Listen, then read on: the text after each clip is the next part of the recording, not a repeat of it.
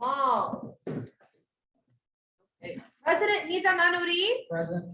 Vice President Kasowski. Present. Chief of Staff Donners. Present. Speaker of the House Taylor. Present. Treasurer Hawk. Graphic Designer Ma. Web Administrator Salvaraj. Chairperson Guerrero. Chairperson Daniela Guerrero. Chairperson Patineo. Here. Chairperson Almendras. Present. Chairperson Fernandez. Present. Chairperson Celestino. Present. Representative Chawanek. Present. Representative Beltran. Representative Caesar. Representative Cruz. Representative Perdue. Present. Representative Leyva. Representative Ponce. Representative Patel. Present. Representative Sharma. Present. Representative Bogdan. Representative Erlbacher. Representative Bassett. Present. Representative Chidari. Representative Lamisa Khan. Present. Representative Riordan. Present. Representative Murtasa. Present. Representative Rashid.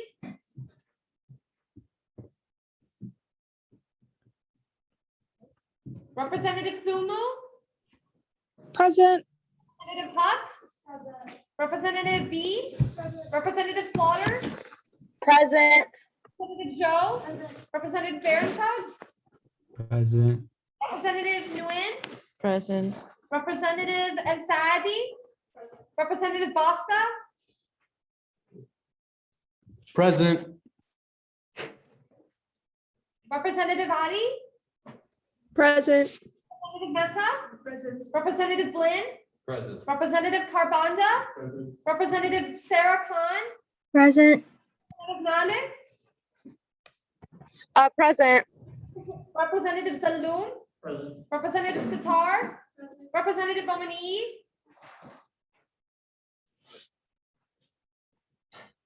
Representative Tayo Omani. Representative Dolma. Present. Representative El Azma. Representative Corral. Present. All right, roll call done. Thank you. Next order of business is reading and approval of the minutes. Please take this time to read over the minutes.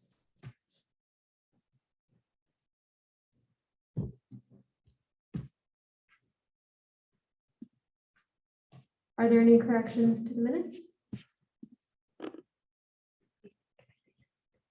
Okay, if not, the filed. Next order of business is reading and approval of the agenda. Please take this time to read over the agenda.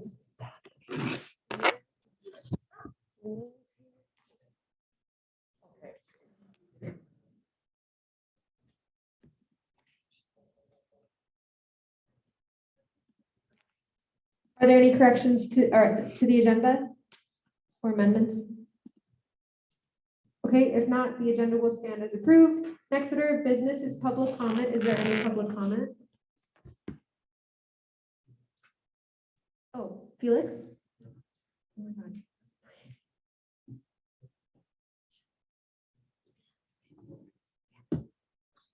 Oh, on Zoom? Can we get the name of the speaker? Miriam has her hand raised. Okay, great. Miriam, thank you so much for coming. You do have 2 minutes for public comment.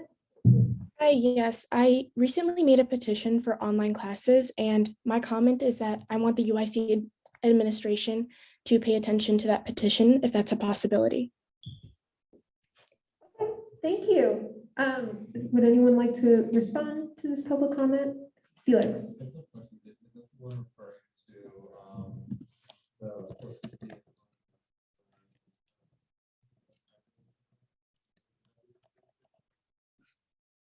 Is the petition referring to hybrid courses was the question? Yeah, the petition is for hybrid courses and having the option to choose between in-person or online classes. And over 2,000 people have signed. and I'm hoping that the administration will take that into consideration before making a final decision for next semester.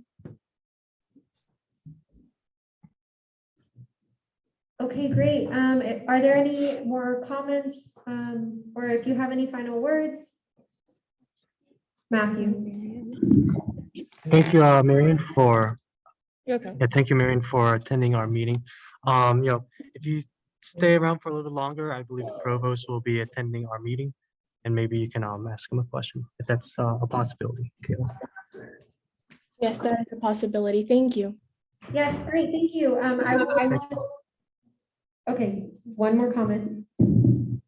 Yeah, thank you for coming to the meeting. So we're actually going to be working on a hybrid learning survey to kind of gauge the thoughts of the student body and then work to coordinate with the administration to have the students' wishes implemented. So thank you for updating us on your change.org, and we'll be continuing to advocate for the students. All right, sounds good. Thank you. Thank you. Next order of business is guest speakers. Mohammed, would you like to introduce our first guest speaker?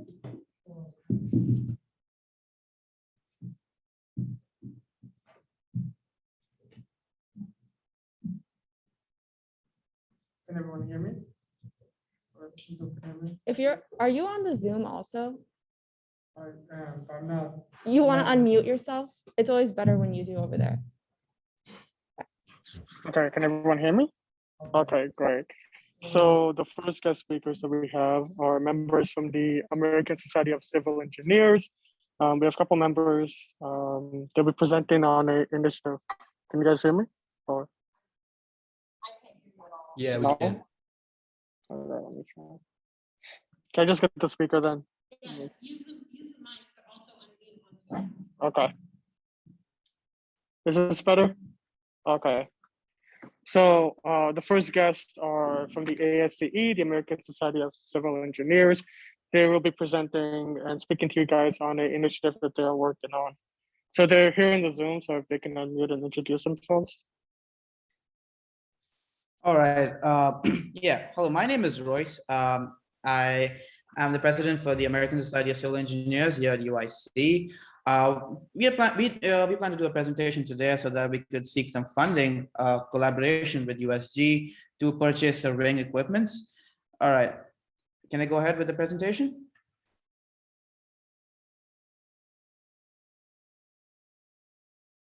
I mean, I have my fellow members in here too. I'm sorry, I forgot to introduce you guys. Yeah, I have my fellow members, Marco, who is the fundraising chair. I also have Daisy, who is our construction institute chair, and I have Alex. Alex is our co-conference chair. So yeah, that's that.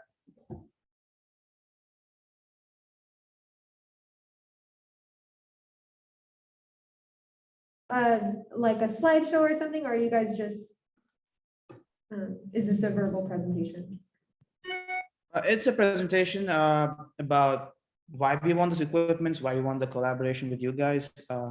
Yeah, I mean, the goal is to basically seek funding for the purchase of surveying equipment. If you have a PowerPoint, I enabled screen sharing. Otherwise, if you do not, you can begin your Oh, presentation. I have a PowerPoint. Okay. Ready. Let me I know. mean, You can. yeah, sorry. It's like a Google slide, if that's okay. Yes, that's perfect. All right. Can you guys see this? Yes. All right, perfect. All right, so we are the American Society of Civil Engineers here at UIC. Yeah, so we are the student chapter of a national body that's like one of the oldest civil engineering societies here in the US. And our focus is basically on catering to the needs of civil engineers. Here, like our parent chapter caters to the needs of civil engineers throughout the US. We cater to the needs of UIC undergraduate and graduate students. So yeah, today we'll be doing a presentation to seek funding for the purchase of surveying equipment. All right, I'll move on. Alex, if you want. Yeah, so as Royce was saying, we're seeking funding for the surveying competition. So what is surveying, if you guys don't know what surveying entails? It's basically the technique and science of accurately determining distances and angles between points. What's the importance of it? It prepares sites for construction, determines property boundaries, provides data of Earth's surface, and eventually makes land maps.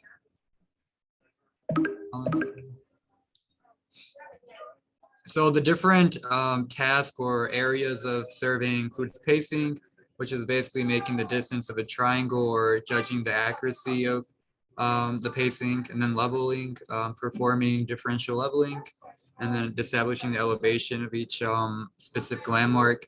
The following one is building stakeout of proposed buildings, and then calculating the appropriate angles and distances, and then finally sewer line depth, which is finding the slope and size of sewer lines and find center line and offsets.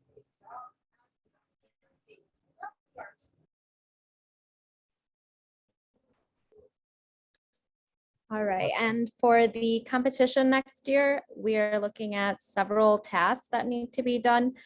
And these include the topographic mapping and presentation, pacing, leveling, building stakeout, and depth of the sewer line. Task 1 will be the topographic mapping using civil design software.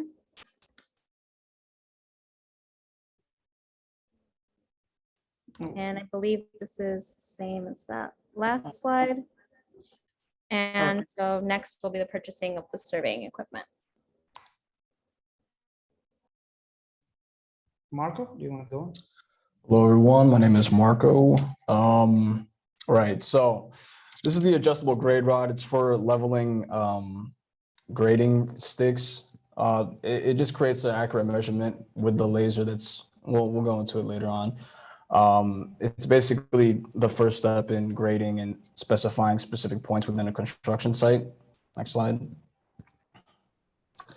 This is the optical level. It's used to establish and verify points given by the grading rod.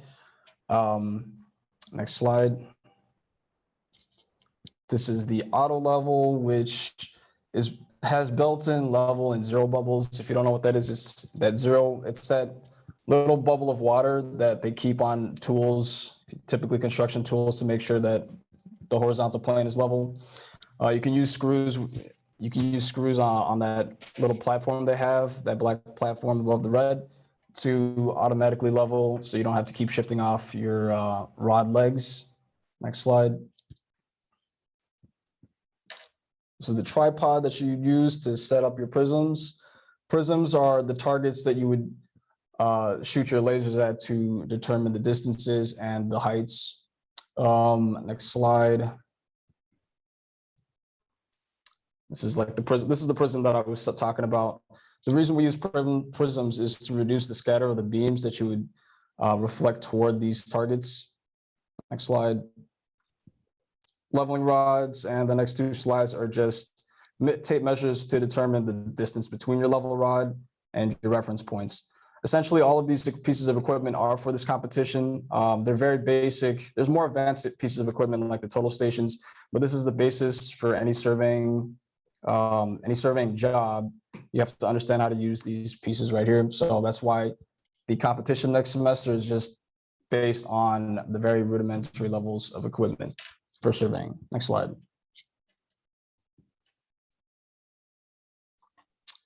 That's you, Royce. You can skip to 17. Okay. All right. So how does it benefit the student body? Well, introduce the subject of surveying to UIC engineering students because of lack of surveying classes for undergrads.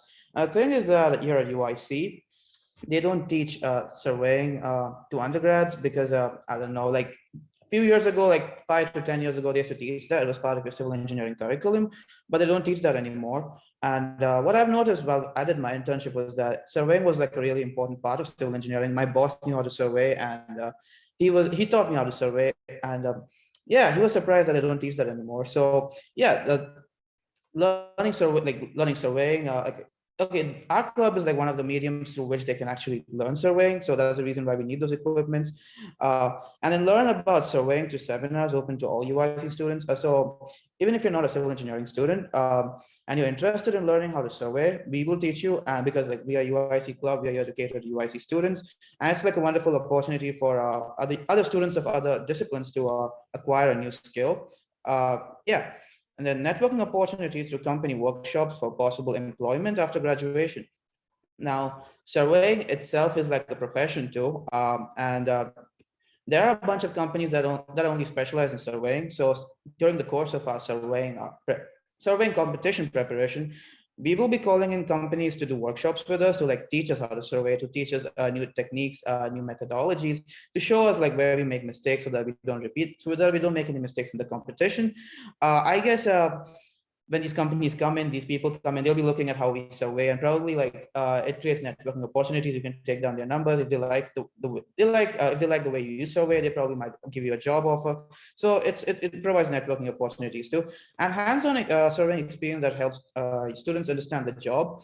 So like surveying, I mean, like I said, it's not taught at UIC, so you'll have to like learn it by yourself. So mostly it's through YouTube videos. If you learn it by yourself, it's through YouTube videos or through I don't know, FE licensure exam preparation or something like that. So all of that is theory. So you won't actually have like any hands-on experience. So like if you want hands-on experience, you could like join a club, practice surveying through surveying equipment. So yeah, that's that. So this is how it benefits the student body. I think it's also important to note that the surveying profession does not necessarily require you to have an engineering degree or any tradesman type skills, as long as you're LAS of some form. So that's why we are trying to get some funding for this specific competition. It's a profession that's open outside of construction or civil engineering students or construction management students for that matter. All right, here's some links. I mean, the links for the purchase of these items that we mentioned earlier. Yeah, that's that. Do you guys have any questions for us? Yeah, we'll now open the floor for questions. Just as a reminder to our reps, we will be voting on a resolution to grant them funding today. So if you have any questions to ask them, now is the time. And if you can just summarize the total that you guys are asking for. All right, just give me 1 second. It's around 702.34. Okay, great. Are there any questions? Yes, Michelle? Sorry if you already mentioned this, but how many individuals will be going to the competition? There will be like around 48 students going in for the competition. It's not only for surveying. We have like 4 other we have 3 other competitions apart from surveying. We have concrete canoe, we have sustainable solutions, we have construction institute. And apart from those, we have many competitions too. So it'll be like around 48 to 50 students going in for the competition. But for this competition, it's supposed to be like around 5 students. Great, thank you. Are there any more questions? Abby? Can you use this equipment for things other than the competition? I know you're talking about those workshops that you would host. So how long does this equipment last? If taken good care of, it should last for like, I don't know, 8 to 10 years. I mean, it's basically just like a camera, a lens system, wherein you can like measure the elevation. So it's like a lens, and yeah, if you take care of it, it should last a long time. Great, thank you. Any more questions? Sam? Hi, is there a good place that this equipment is going to be kept to make sure that it doesn't get damaged or stolen? Yes, so ASC, as you're aware, has like its own garage in the makerspace. We have a makerspace. I mean, we have the makerspace garage. We're going to be storing our equipment in there, like we store all our other equipments. The thing is that the makerspace garage is locked down, so there's like a code to unlock the door. So it's only ASC board members who are aware of the codes, and I guess the staff who work at the makerspace. So basically, it's going to be under lockdown, so nobody can steal it that easily, and the cameras all around the makerspace. Furthermore, we have our own space, so yeah, I don't think there's a problem storing it. And about taking care of it, we probably get like a box, a plastic box, a plastic case, my bad, to store the equipment. So yeah.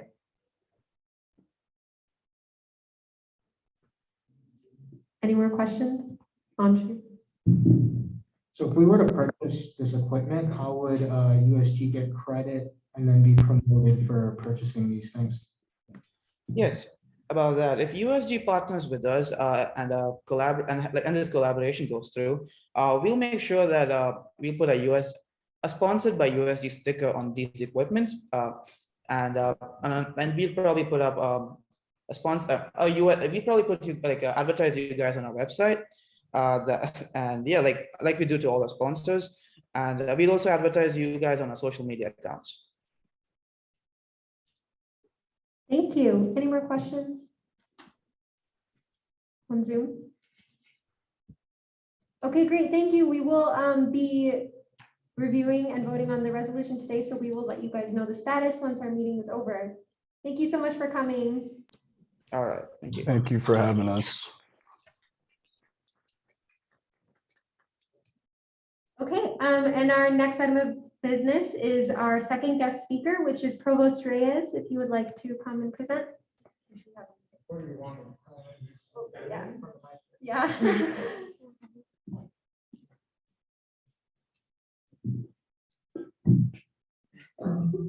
And again, thank you so much for coming. Just as a reminder, you do have 10 minutes. 10 minutes? Yes.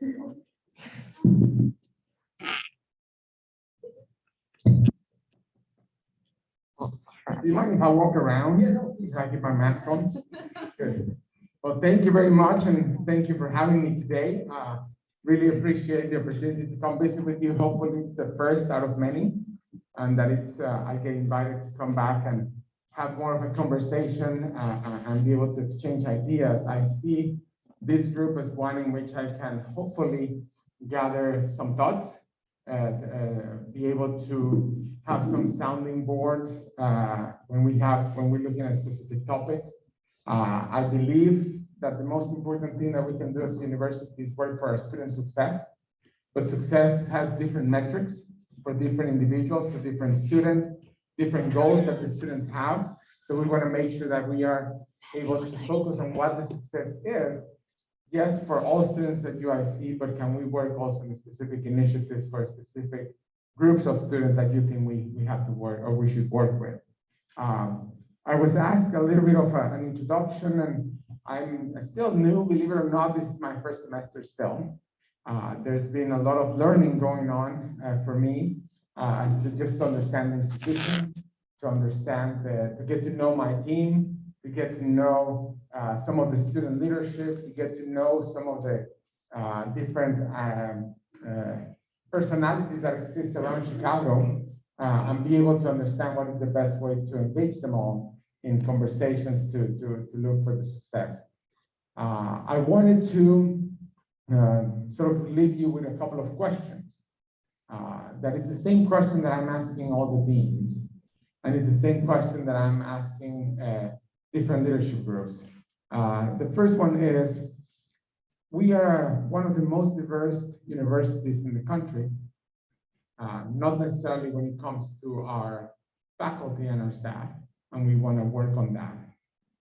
But we also have some areas in which we have a lot of improvement to do with some of our students, especially the African American students, that we need to do better for that, to communicate, to engage with that community, to make sure that, as all of you saw that UIC was your university, that every student gets to see that, every underrepresented minority gets to see that. And I'm not happy with where our numbers are, especially when it comes to our African American students. So I would like this body to think about that as well.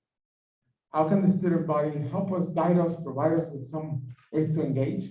But I don't want you to do our homework for us. Please don't. You have other things to do. But you're part of student government leadership, so I would like to hear your thoughts and help me understand how we can do better. So I would love to leave you with that. How do we engage in that conversation? I would also like to work with you to gain an understanding of what is student success and what are the different barriers that are constraining that success. And you can, as student leaders, you can try to figure out what is the best way to assess that when different students have different success metrics. We focus mostly, higher ed focuses on what I would say 4 success metrics, right? It's retention, graduation, time to graduation, placement, and how are we attracting new students and retaining them. So are those the metrics of success? I don't know. I want to hear from you. And the last one is, I do want to be able to continue my conversations with the student leadership, that they come and visit with me. They bring important points to the conversation. They bring important points that would like me to address. And I would like to ensure that those are brought back to you, and that your questions are also coming back to me through the student leadership. I want to work with all of you. I would love for you to help me understand who are the faculty champions on campus, meaning who are those faculty members that you have connected with, that you think we should sort of elevate as role models for others, and that we can learn from them, that I want to listen to them. I want to understand what they're doing and how I can help them be able to mentor other faculty members, or have other faculty members see them as the faculty members that I know that the students are really engaged with. So those are the three things that I wanted to come talk to you. And also open the floor for some questions you may have. And again, hopefully you invite them back. Thank you. My understanding you would like to open the floor for discussion and questions right now. Okay, I will use this time to say a little bit of what I want to say, because I'm leaving in a couple weeks and I would like to just get some things off my chest.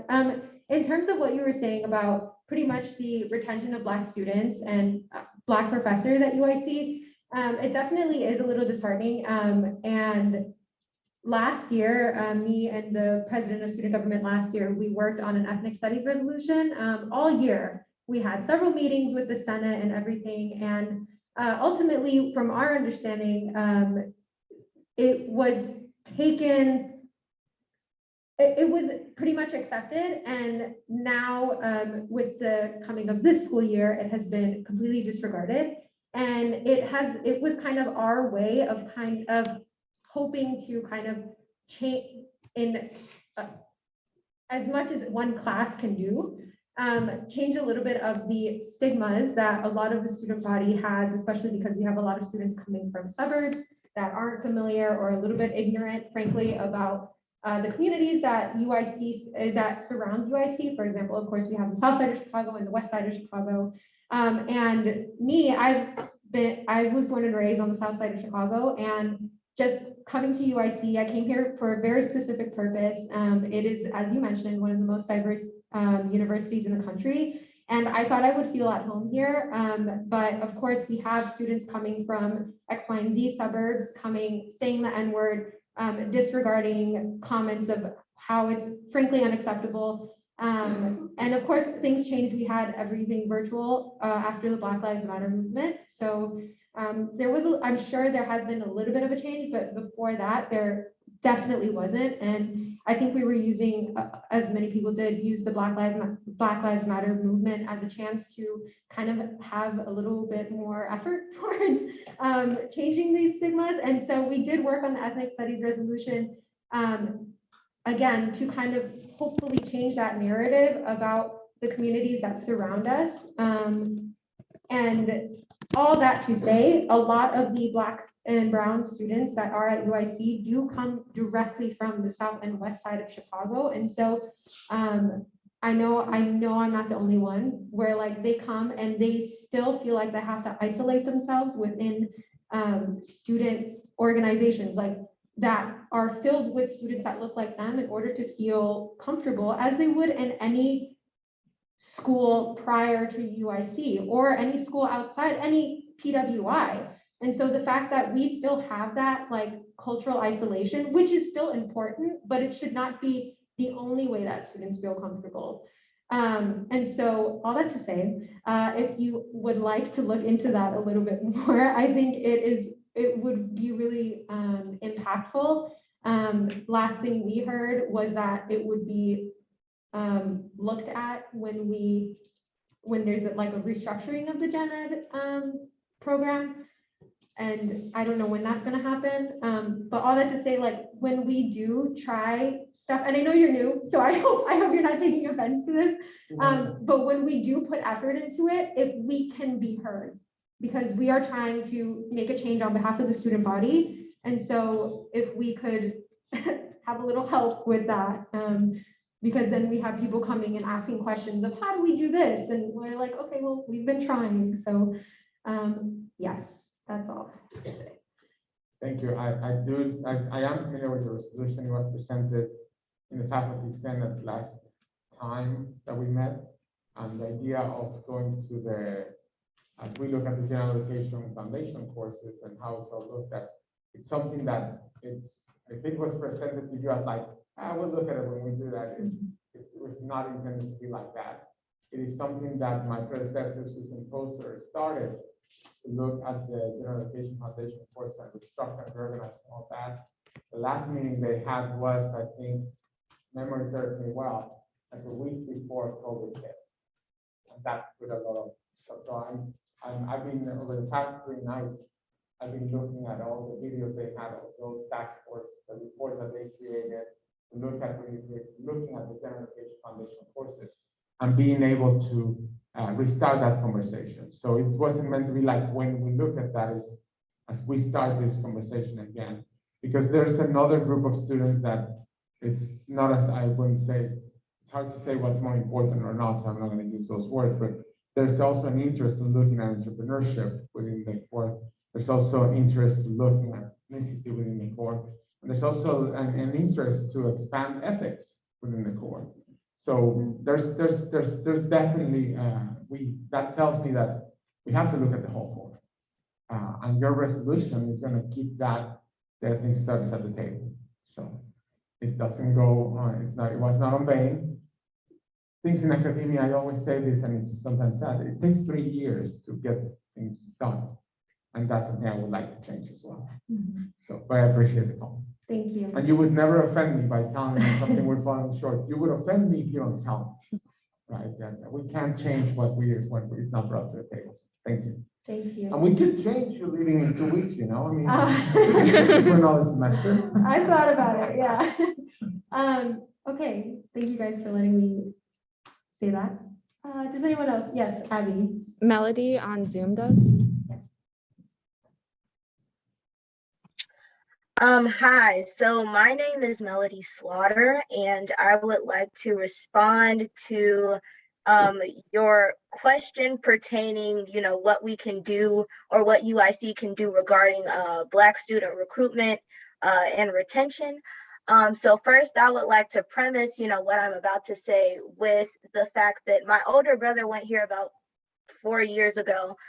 He was a student leader here on campus, and I was just told 2 weeks ago that he led basically the creation of a town hall where various state legislators were invited, UIC school administrators were invited, and they had this exact conversation surrounding student recruitment and student retention. And as soon as he graduated, without that student accountability there, all of a sudden everything just went poof.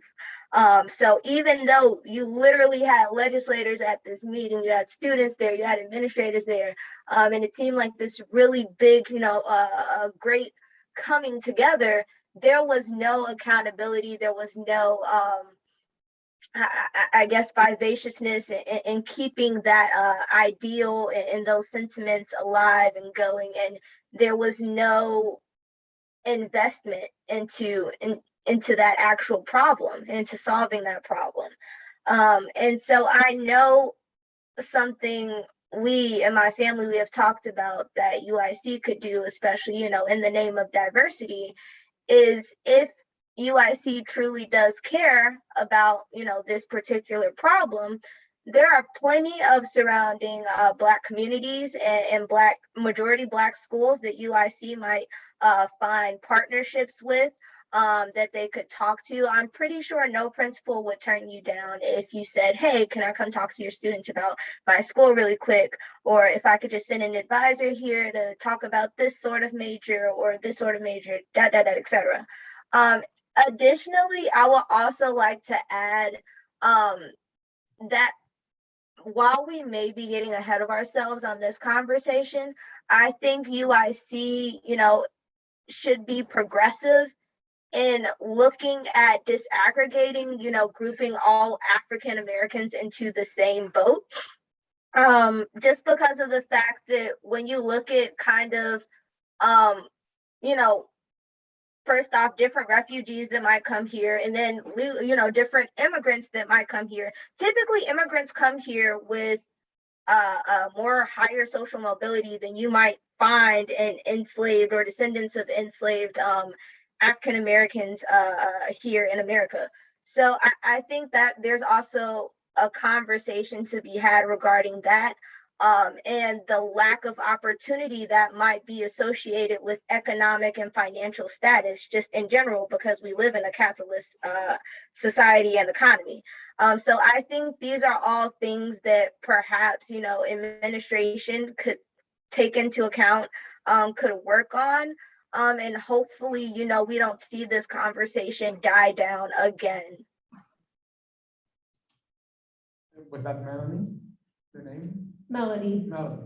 Well, thank you for the question and comment. And I have not heard about the previous efforts, but I do think that I can trace it back again, doing my reading as much as I can, to the emerging efforts that are coming out of the new office of diversity for the Vice Chancellor for Diversity, Amalia Pallares, and her community engagement initiative, where we are establishing specific offices in some of the Black communities around Chicago. So you will see some efforts that I believe would emerge from that effort, that although it may not have been as quick and as fast as you may have wanted, it is resulting from that effort. So I think being able to report back to you guys, I'm happy to go find out more about that and bring perhaps Dr. Aisha Amin, who is leading this effort of the community engagements as well. I know we're about to open an office of community engagement in one of those communities. The other thing that I also want to, I also mentioned this to the student leadership when they visited with me the first time, is the trickiest thing that I think all of you need to keep in mind as student leaders is that you do graduate, right? You do graduate, and then you leave. And the passion that you put behind one of the initiatives has to be embodied and represented in this body. You have to ensure that the topics that were at the table, or that are at the table this year, continue to be at the table if Caroline is graduating in 2 weeks. You need to continue to have that questioning and asking about the initiatives that were carried forward by your predecessors, and keep them on the agenda, keep them on the table. Right? That is something that I would love for you to consider. How do we not let a graduating of student take an opportunity off the table if the university wasn't listening, if the university wasn't there? How do we keep those things alive? And I want to work and offer the help from my office as well to ensure that that happens. When it's something related to academic affairs, if it's something related to student affairs, we can talk to Vice Chancellor student affairs. But that's something that I would like us to think about. How do we keep that ongoing? When I was a faculty advisor for a student organization, I always was thinking, okay, what's going to happen when these two leaders graduate? How do I maintain the energy? Because that's the importance of a student organizations and student government.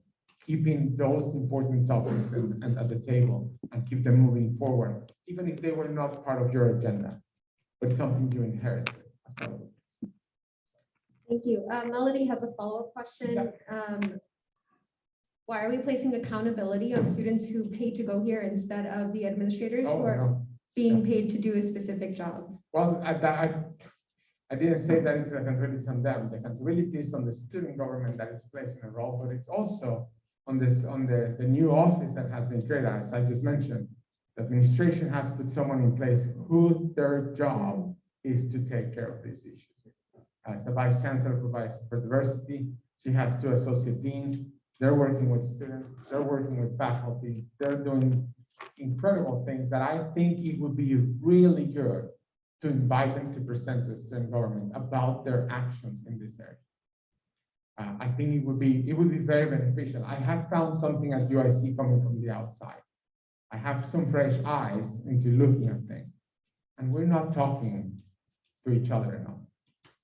Not only between students and faculty, but between students and students, between faculty and faculty, between administrators and staff. We're not talking enough. And I think venues like this can provide with a very, very key role and a platform where we can, hey, we don't know what they're doing in university. Let's invite them. Let's have them present to you. Let's have them give and open up for questions. If that's okay, I'm happy to ask Vice Chancellor Payares to come and talk about that effort that I think you can trace it back to what Melody was talking about. Great, thank you. We have about I'll do 3 more minutes for questions and stuff. Miriam, do you have a question? Yeah, I just wanted to bring up a fact about like the student body communicating with the faculty. And I wanted to bring up the fact that my petition is very important because a lot of students have signed it. And I was hoping that someone like the Vice Provost would pay attention to such a petition because I think it's something very important. And I don't think that it should be like dismissed.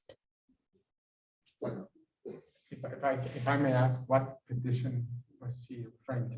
So I created a petition for classes that should be online next semester. We want students to have the choice between going in person or going online.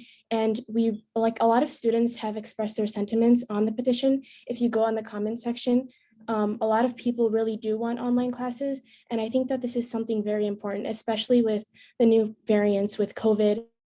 And a lot of students also have other reasons why they would like online classes much more than in-person classes.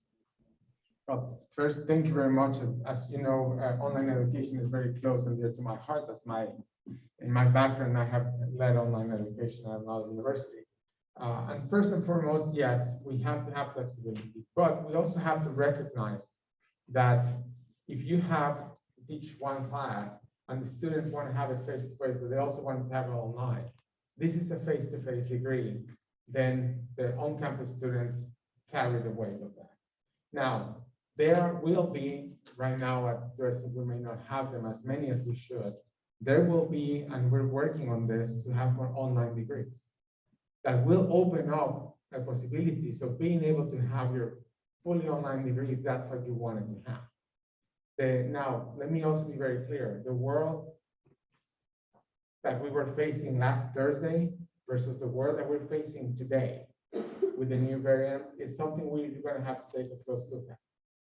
And we're not ready to say we're moving in one direction or another, right? Not even the experts know how this works. But the health and safety of our students, faculty, and staff is our North Star. And if we don't feel comfortable, if the experts are telling us that it's not advisable to have the students, to have the faculty, we will react to that accordingly. At the moment, they say it's safe to have face-to-face classes. We have opened some online classes. Not all of them are online, but those who were offering some sections and some options. But I can tell you that, again, sometimes I find myself trying to say, can we stop time, make changes we need to make, and then hit play again, right? But we can't. And a lot of these resolutions, a lot of these efforts that you're pointing, sometimes we can't solve them in the instant, but they will have an impact starting next semester, starting next year. So that's something that I want to, sometimes the fact that it's not implemented today doesn't mean that you're not having incredible impact tomorrow. And that's something that at the moment I can tell you, we are looking at how can we offer first a safe environment for students to come to campus as these are face-to-face programs. For those that have fully online, we will be able to offer for those fully online degrees, the online classes. But it's hard for the university to split between the two modalities when we're not ready to do so. We will do not the best job, and you deserve the best quality education. Thank you. One final comment, if anyone has any. I just wanted to say thank you. Thank you. Thank you, Provost Reese, for coming out. So I did want to bring up something. Obviously, when we went fully online, there were some like access issues. Obviously, everyone has different access, in terms of technology, Wi-Fi, applied environment. Now that we are kind of in a hybrid setting, the access has changed to the access that our professors have in terms of navigating hybrid classes. And so I've had a lot of classes where the professor isn't completely aware, how does Zoom work? How can we have this seamless experience like we're having right here? And so, whichever route that we take, whether it's fully online, or if it's hybrid, or if it's in person, what is the commitment your office has made for access to technology or Wi-Fi for students if we go online, and then access to this information to keep online learning valuable if we were to stay hybrid? I cannot make any commitments without certainty of what's going to happen. But I can tell you that every time the world turns in one direction, we are evaluating our resources, our capabilities to offer the best quality education that we can. I do remember, I wasn't here, but when we went online, the students that didn't have access to online were given access with hotspots, as not close to their own. Our faculty was also the same case. So we will be creative, and we will continue to use our resources accordingly. And like I said, at the moment, we continue to believe that we have a safe environment. That could change, and that will allow us to as that changes, we will monitor and evaluate. I do think that I would love to come back and tell you about CATE, the Center for the Advancement of Teaching Excellence, and the investments we're doing there. Again, I wish I could stop time and tell you, hey, we'll have this, but the investments we're doing there to advance learning technologies at UIC, not only for online education, but also for face-to-face campus interaction. We have a team working on a business plan to develop that space to ensure that we have our faculty, they have the resources they need to ensure that we have the best use of technology in all modes of instruction. And they're working on it right now. So I would love for you guys to invite me to come back with the Dr. Pallares talk about diversity, and also bring the director of CATE, Erin Numai, to come and tell you what we're doing with CATE and inclusive teaching practices, learning technology practices, how we're going to create those online courses that you will be proud of and not be fearful of them. So we'd love to take that chance to just come back and talk about it. Thank you so much.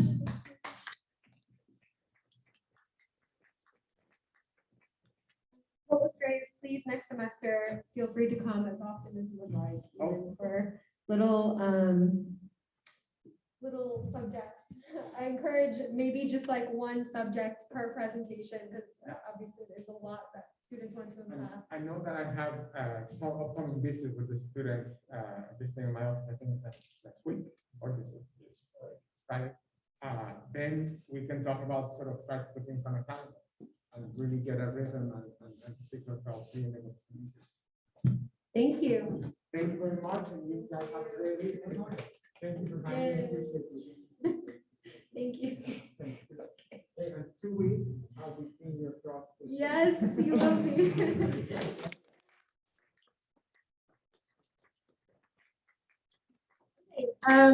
Next item of business is old business. First, we have resolution 2021 F12307. Matthew, if you would like to present. Yeah, give me 1 moment, please.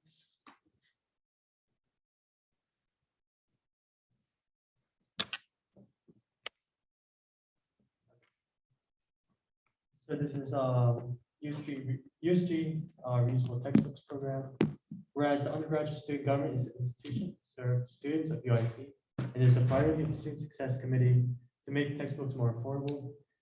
And whereas textbooks are one of the largest out-of-pocket costs for students, for college students, and can serve as a barrier for success for those who struggle to afford required materials.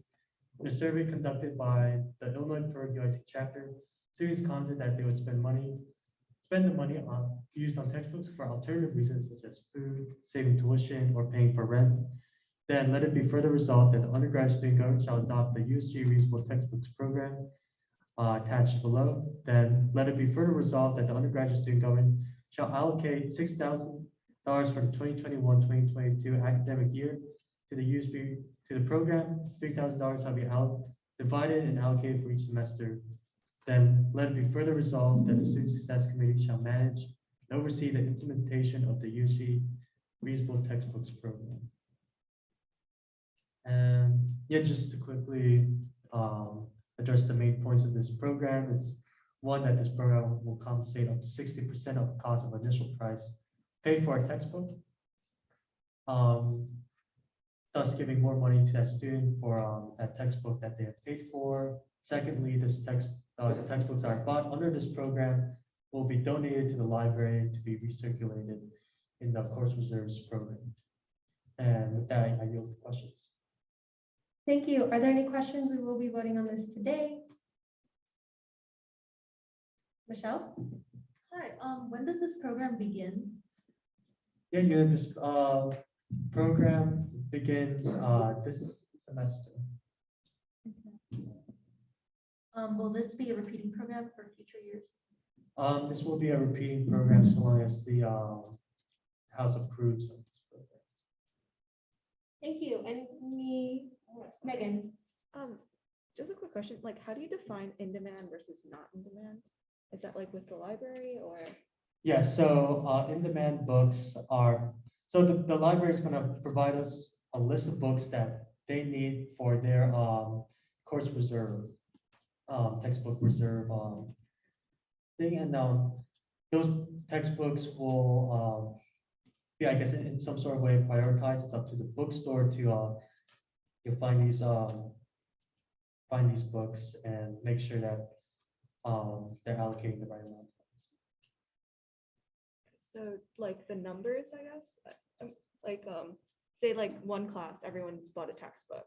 You aren't like expecting to receive like 50 of those textbooks. to put in Right. the course Yeah. reserve. There will be a limit. The library will send us in that list. Though I think they'll list how much they would need. And I guess this $3,000 that's going towards this program is going to be in addition to whatever the bookstore adds to this. So, for instance, let's say an in-demand book is brought to the bookstore, that will be used. That'll be bought using the funds granted by this program. Well, let's just say they only need 5 of those books, and and we've bought all 5 books, and then a student comes with the same book. That book will be bought by the bookstore's money, not ours. Okay, thanks. Thank you. Yes. I have a question. So are you moving into like physical books or just like? Yeah, this will only be for physical copies because the idea of the program is to donate the physical copies to the library. Follow-up question. Is there a way to look into like providing people with access to just taking into consideration like the environmental concerns of buying physical books and there's a go after the course expensive, not too much of people being into hybrid, it's like online. I mean, it'd be easier just to be able to purchase a PDF like people are online versus having to come in. Like, have you considered like immersion or Yeah, there's obviously this program right here only solves the issue of buying physical copies. There's some ideas I have about implementing e-textbooks because I agree with the sustainability aspect to that. But the overall goal of the committee is to implement open educational resources, which is used by utilizing electronic textbooks. So that's the bigger goal, and that's something we're working on. And if you want to help out, you can come to our committee. Oh, really? Okay. Yes, any more questions, John? So you mentioned the compensation just for library be conducting that with refund with the bookstore with the USG and with the church reserve, how would it be? Yeah, so it will be the bookstore giving the money out. There's a small detail to this program, and it's that technically we are buying the books from the bookstore. Because, there's the legality issue, of course, of giving student fee money to students, for whatever reason. But how it goes is that the bookstore will handle everything, purchasing the books. Yeah, it is a first come, first serve type of thing. And they'll handle everything. And then afterwards, we'll take the books and provide it to the library, and the library will handle everything. But really, what we are is up in the middle.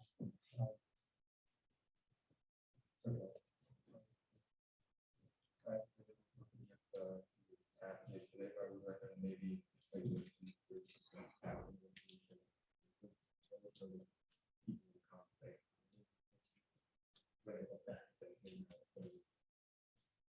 Right.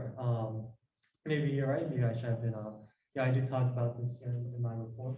But like I know, like sometimes I have like 2 minutes to talk about something as big as this. But right. we can talk about the last one. Okay. All right, any more questions? We'll vote on this now. If not? Okay, all those in favor of adopting resolution 2021 F12307, please say aye. Aye. All that opposed, please say nay. Does anyone abstain? Okay, resolution 2021 F12307 has passed. Congrats, Leslie. We've been working on this for a very long time. Okay, next order of business is resolution 2021 F12308. Matthew, would you like to present? Yes, so this is the USG Faculty OER Leadership Award Program. Whereas the undergraduate student government is an institution to serve the students of UIC. And the priority of the Student Success Committee to make textbooks more affordable. And whereas textbooks are one of the largest out-of-pocket costs for students, college students to serve as a very success. Yeah, I think this is just repeated information. Basically, what this program is doing is recognizing professors who use open educational resources through this leadership award. The professors will be given leadership stipend of $500, and they'll be recognized in a 2 ceremonies. Actually, the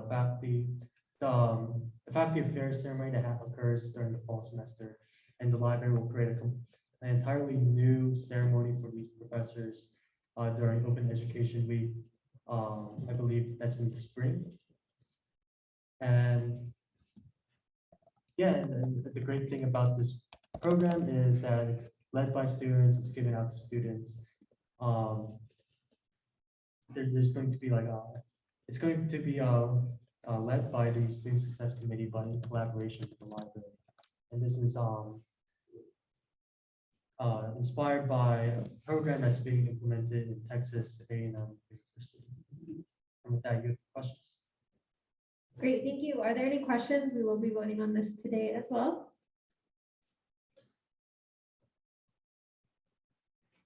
Yes, right. Oh, Rob, yeah.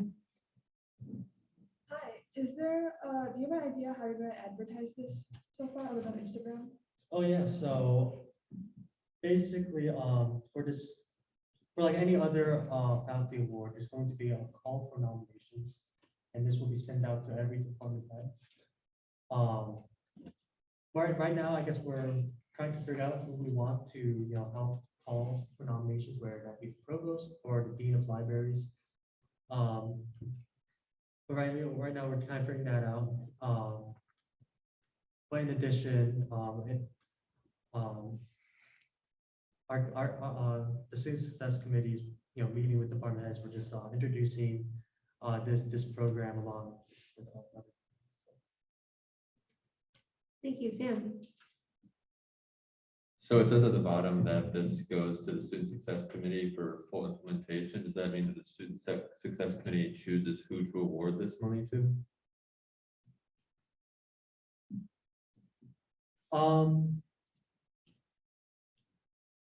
you know, we advise who wins this award. It says, I believe in point 6, that the committee will be comprised of the student success committee, but you'll also have a librarian because, again, with the legality of our budget comprising of student fees, I believe we can give money as well to professors, like straight cash. So we have to have, you know, some sort of backing in here as well. So if you really want to look deep into the specific details of this program, technically it's the librarian who will be chairing this subcommittee. It will be this librarian that's choosing the winner. But in the advice of the committee of state. Thank you. Any more questions? Okay. If not, we will be voting on this right now. All those in favor for adopting resolution 2021 F12308, please say aye. Aye. Aye. All that oppose, please say nay. Does anyone abstain? Okay, resolution 2021 F12308 has passed. Yay. Next order of business is resolution 2021 F12900. I will present this. So as I mentioned last week, if you guys haven't seen already, the menstrual hygiene dispensers have actually already been installed in many bathrooms. Super exciting. I was so excited when I saw them in the bathroom the other day, like actually seeing our work. You know, like you can see it. I'm so happy. So yeah, so this is the stickers so that people know that like USG and these other organizations had a part in it. We're allocating no more than $100 of the funds. I don't have a designated vendor yet. I kind of just wanted to get this set before I left so that the funding is there, the logo is there, and then all that's left to do is like buy it, and we can do that ASAP. So yeah, whereas in spring 2021 academic semester, USG passed the resolution 2021 S12802 in efforts to provide free menstrual hygiene products to students. It was stated that future administrations of USG will take the responsibility of ensuring that machines are being properly used. Administration is refilling the machines in a timely fashion, and more machines will be purchased if necessary. Then, let it be resolved that USG will allocate no more than $100 of funds to print the stickers for advertising USG, AMWA, Blood Buds, and Code Red. Any questions before we vote on this? Matthew? I have a question on the logo. If on the USG logo, it's kind of like a square box around. Is there a way that could Yeah, that won't be there. Hannah has like an actual, the actual, what they call of it, which will be sent to us once we need it, or like once we upload it somewhere, but it won't look, the square won't be there. Okay.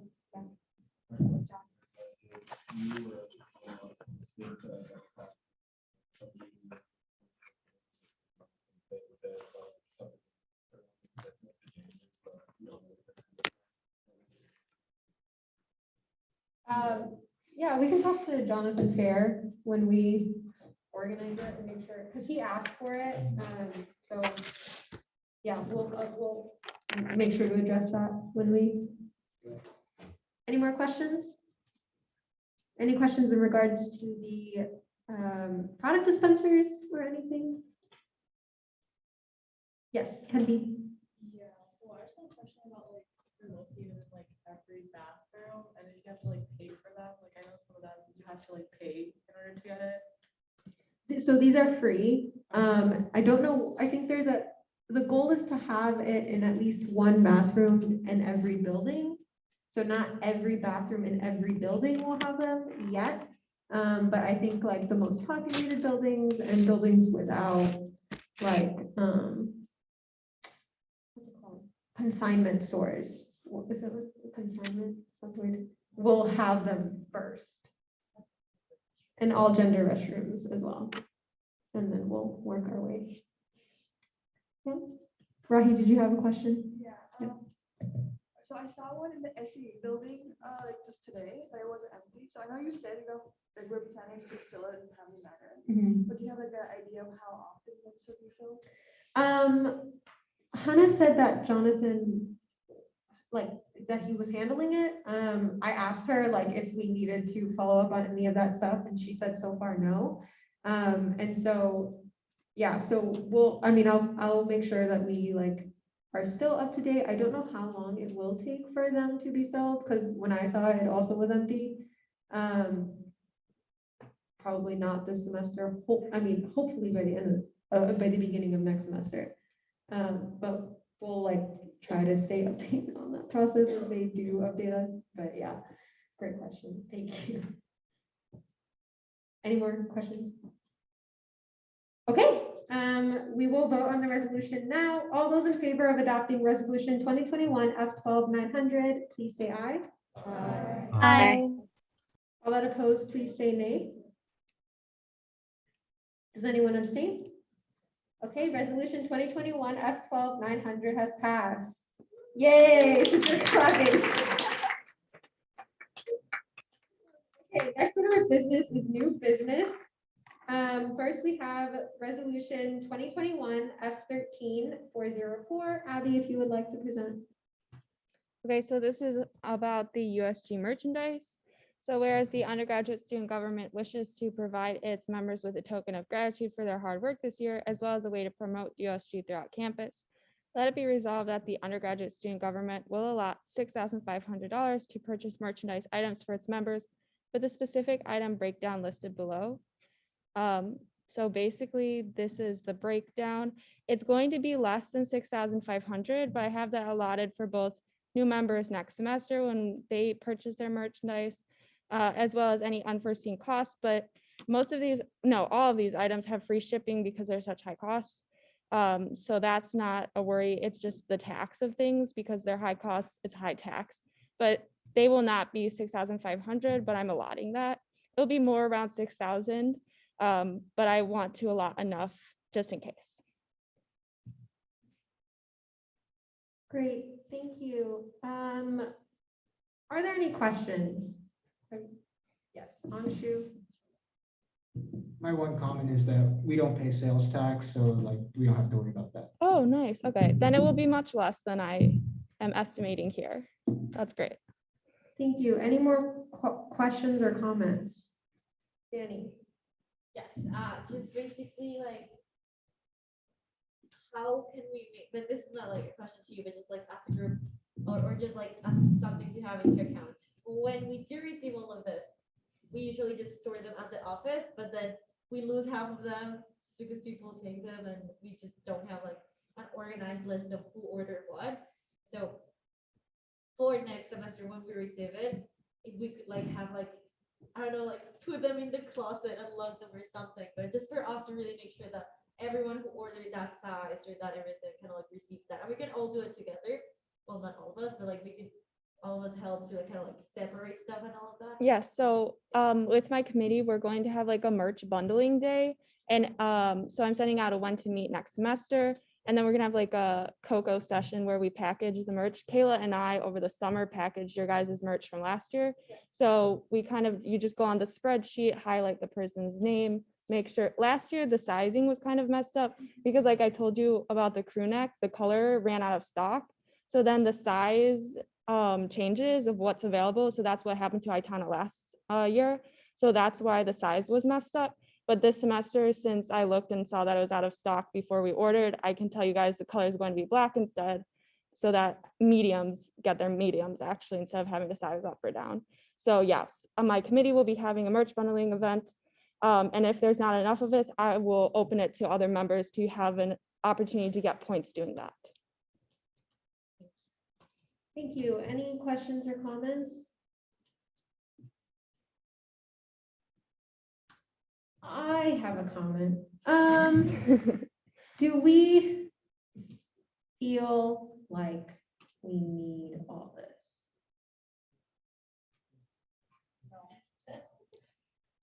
This is the most we've spent on anything. Just thoughts, any thoughts? Mohammed has. Yeah, Mohammed. Yeah, so last year, me and I should take a look at it. We spent almost $4,500 to $5,000 on last year's merge. This year, the reason is 6,500, which it won't even go up to that Yes. much due to less tax, the fact that we don't pay taxes for shipping. The fact it's so much right now is because we have more members. So let's do take that into account. Just Okay. Yeah, Brenda?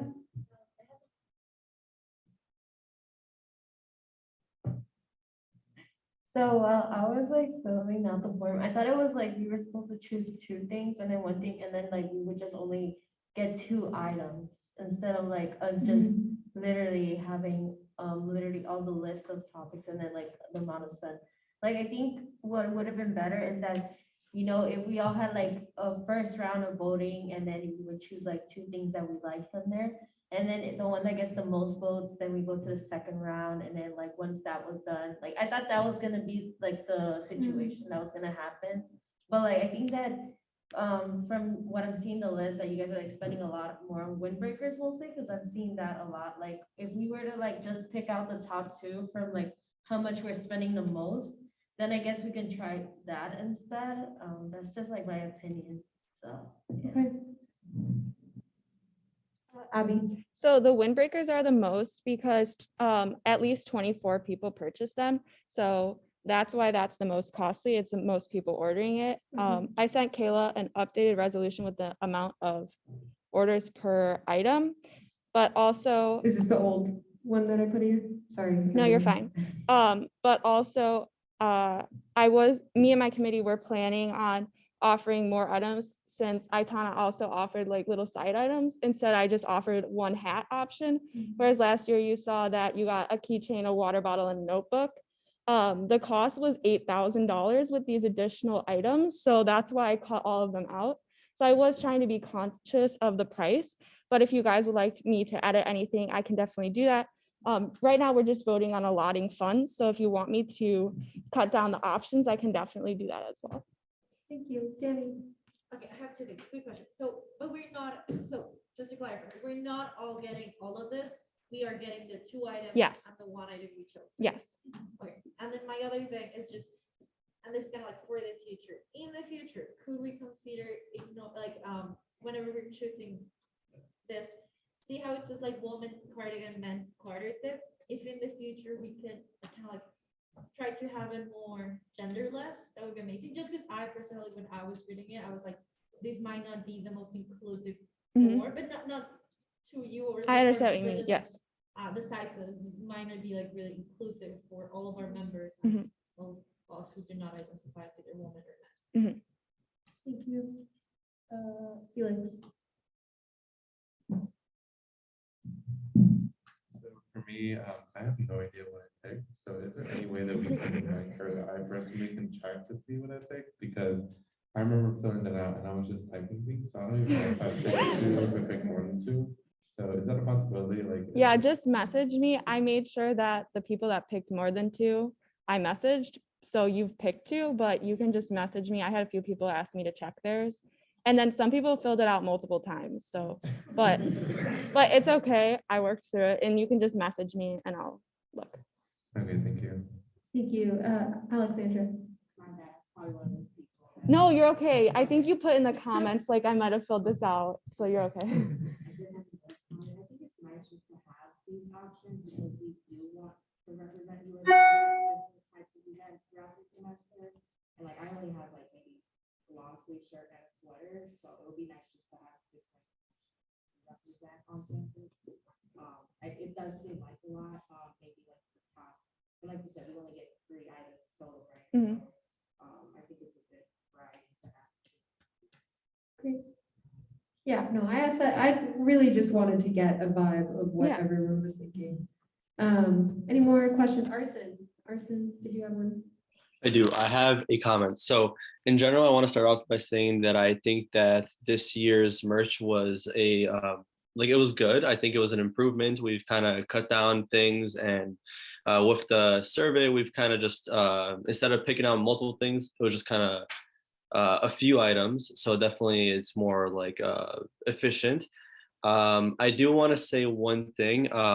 For the quarter zips, I remember there was an issue. So what is going to happen with those now? Since that I think there was one color that was we can't get, and then now we have to get another color. Like, what's the solution? Oh, it's the crew necks. So the crew necks were in a navy. The theme was navy this year. Last year was kind of a marinish red.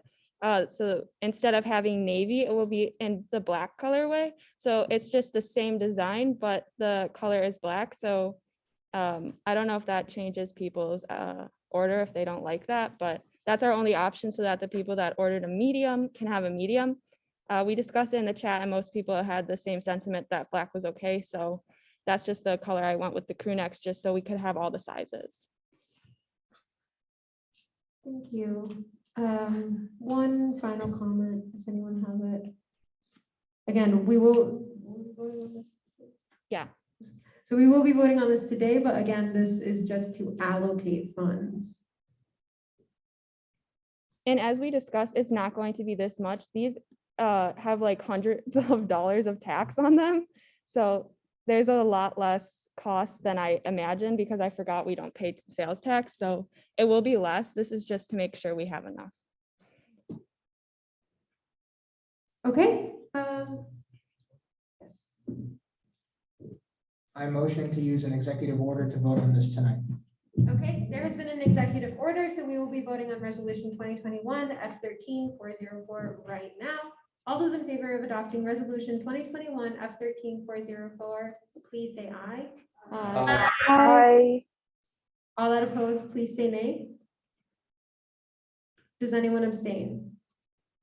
Okay, resolution 2021 F13404 has passed. On to our next resolution. Next we have resolution 2021 F13804. Mohammed, would you like to present? Thank you. Can everyone hear me? All right, great. So resolution 2021 F13807 is in relation with the ASCE, the members who are presented today. So whereas USG has funding allocated to collaborate with USC certain organizations and their endeavors, and whereas, here, can you, is my Zoom okay? Are you unmuted? I'm not. You can unmute. Okay, is this better? Yeah. Okay, great. So this resolution, whereas the USG has funding allocated to collaborate with USC certain organizations and their endeavors, and whereas the ASCE provides USC students with a platform to explore more about the field of civil engineering, then let it be resolved that USG shall allocate up to $1,000 to purchase surveying tools to be utilized by students and ASCE during tournaments, and let it be further resolved that any unspent funds due to any reason shall be returned to the budget. Great, thank you, Ren. Are there any questions or comments on this?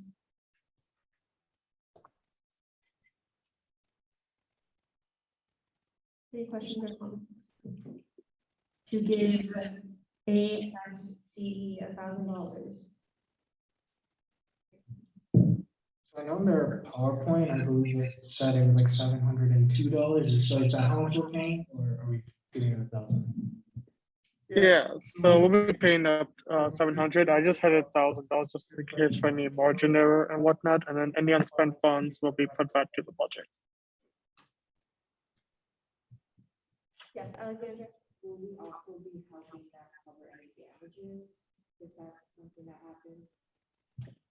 Like repair damages or repair costs? No, we're just purchasing these materials for them. Yeah.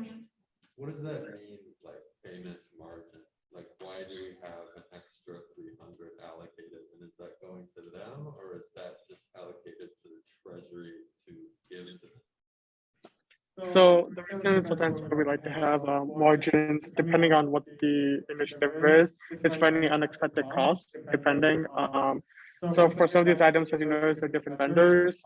They each have their own requirement for, like, for example, shipping costs. Like, you have to be above a certain number. If you don't get above that, you have to pay for it. So this 300 will help make up for it. It is not intended for it to actually be used completely. We're hoping to keep it underneath. I don't expect it to get anywhere near 1,000. And then once we have the final number, the rest will be returned to the budget. Matthew. I just want to comment that, although it seems like we're spending a lot of money, which we are, but I think this is very much justified because it's going to one of the largest engineering clubs on campus, and they mentioned that surveying technique is not taught to engineering students through the normal UIC curriculum. So I think if students do desire to learn about surveying, I think this club will give those engineering students that opportunity to do so. And in addition, they're using this equipment not just for workshops, but also for competitions, which can further broaden your UIC's name across the nation or the state, or however big this tournament is. And the fact that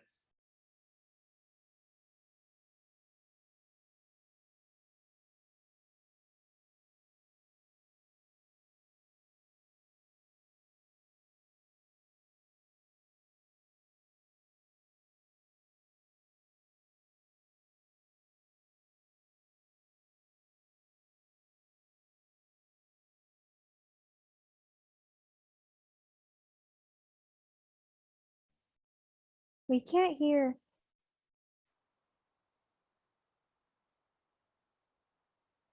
And then he goes on to explain a bunch of job problems that he had because he didn't learn survey at UIC, yet he still got a civil engineering degree.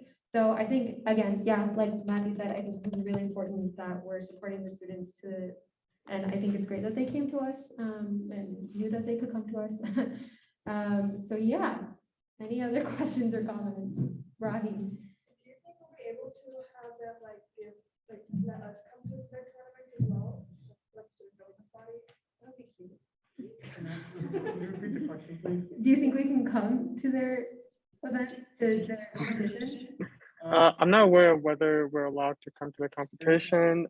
We could definitely check it with them and see if we are allowed to spectate. One final question, Arthur. Going to pass the competition where they built a boat out of concrete and attempted to see if it was float or not. Is it? That's one thing to do with the tournament. But overall, I think this is a great opportunity to ensure that the engineer students at UIC have a reason, more of a reason to get more engaged on campus. I have one last comment I would like to make before we actually voted on it. This is more on like the Treasury Committee side or the DOS side. So not every tool that they presented for will be able to be purchased. The reason why is because we obviously have to go off the approved vendor list. We're approving all of the requests. I've yet to hear back from DOS. So please do keep in mind that certain tools, such as there was one from Amazon, that unfortunately cannot be funded. So do please keep that in mind. Thank you. I motion to use the executive order to vote on this tonight. Okay, there has been an executive order to vote on resolution 2021 F13807 tonight. All those in favor of adopting resolution 2021 F13807, please say aye. Aye. All that opposed, please say nay. Does anyone abstain? It's passed. That was my last resolution, guys.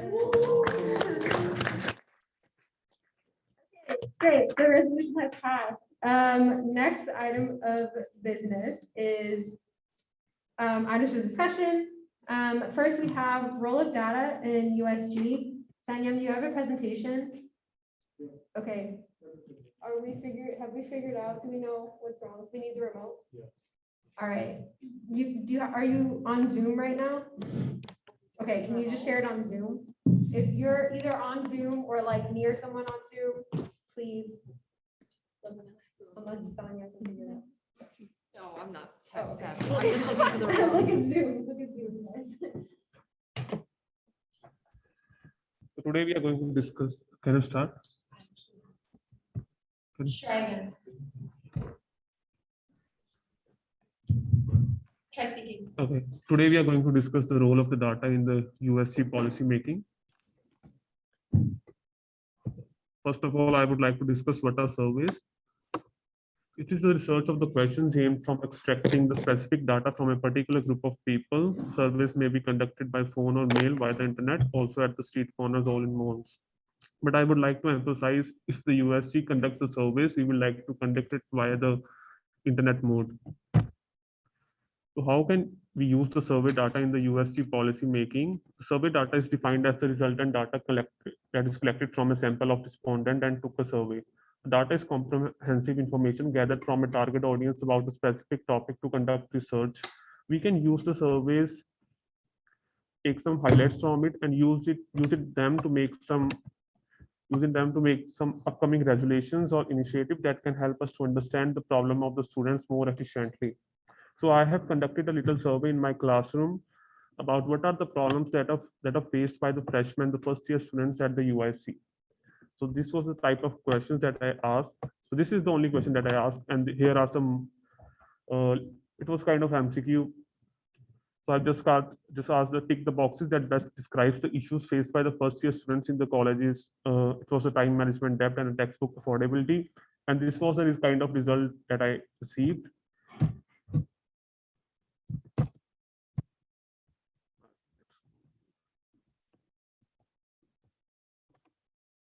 One second.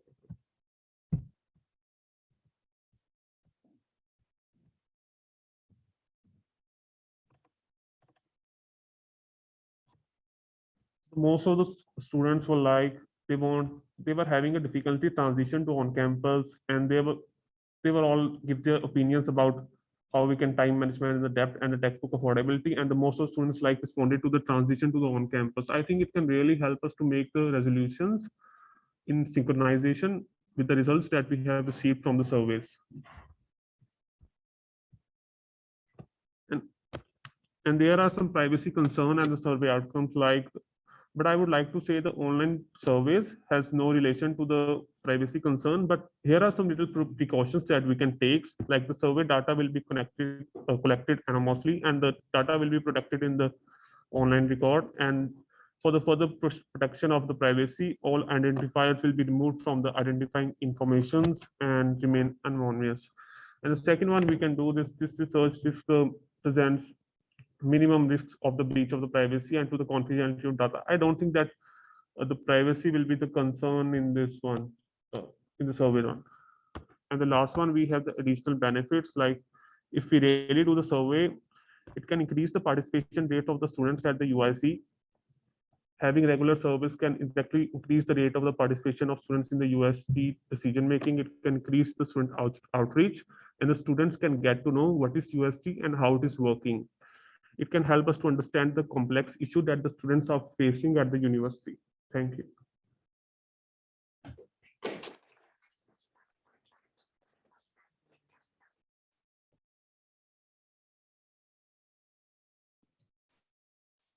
Alexandra.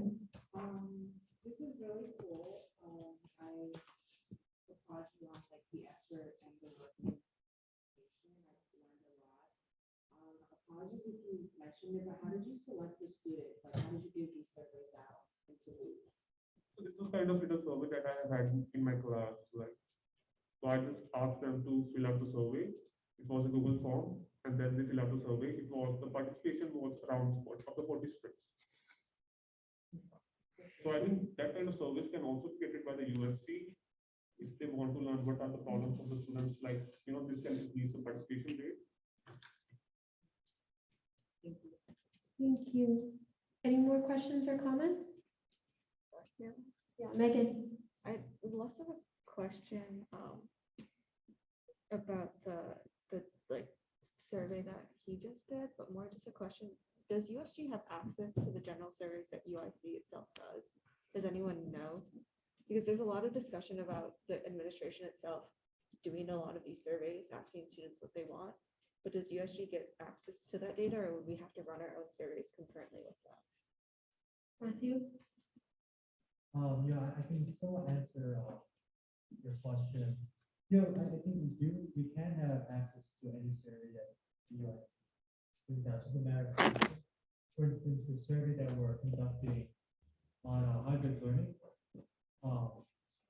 we're creating a new survey on hybrid learning with the library. Library also wants to share with us their findings on their survey over the summer break of that summer. And yeah, it's just a matter of asking. So we definitely have access to any survey that you like. Thank you. Any more questions or comments?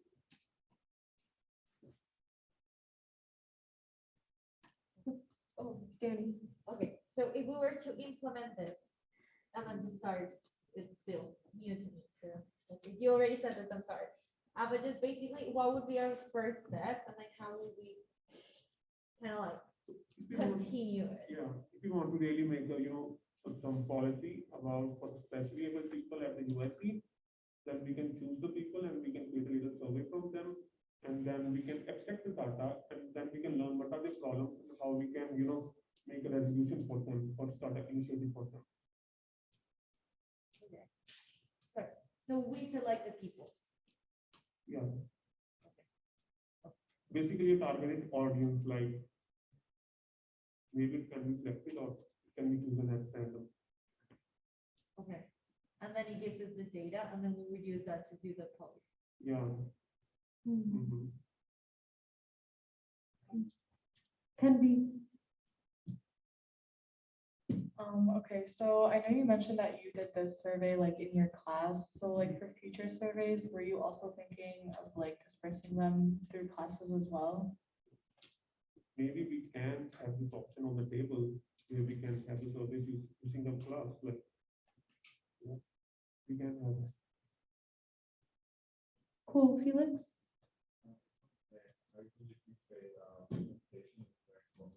Mhm. So hopefully,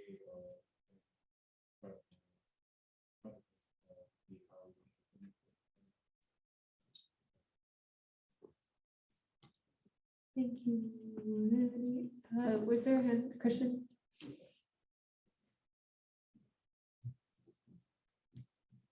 Yeah, I think like my only concern, like I love the idea overall, but I think my only concern is like sampling method, like because it's very easy and it's called convenience sampling, where you essentially like just give it out as like to as many people as possible, and really it can come down to bias in terms of who really cares about too much about returning back the survey. So unless we can really come up with a way.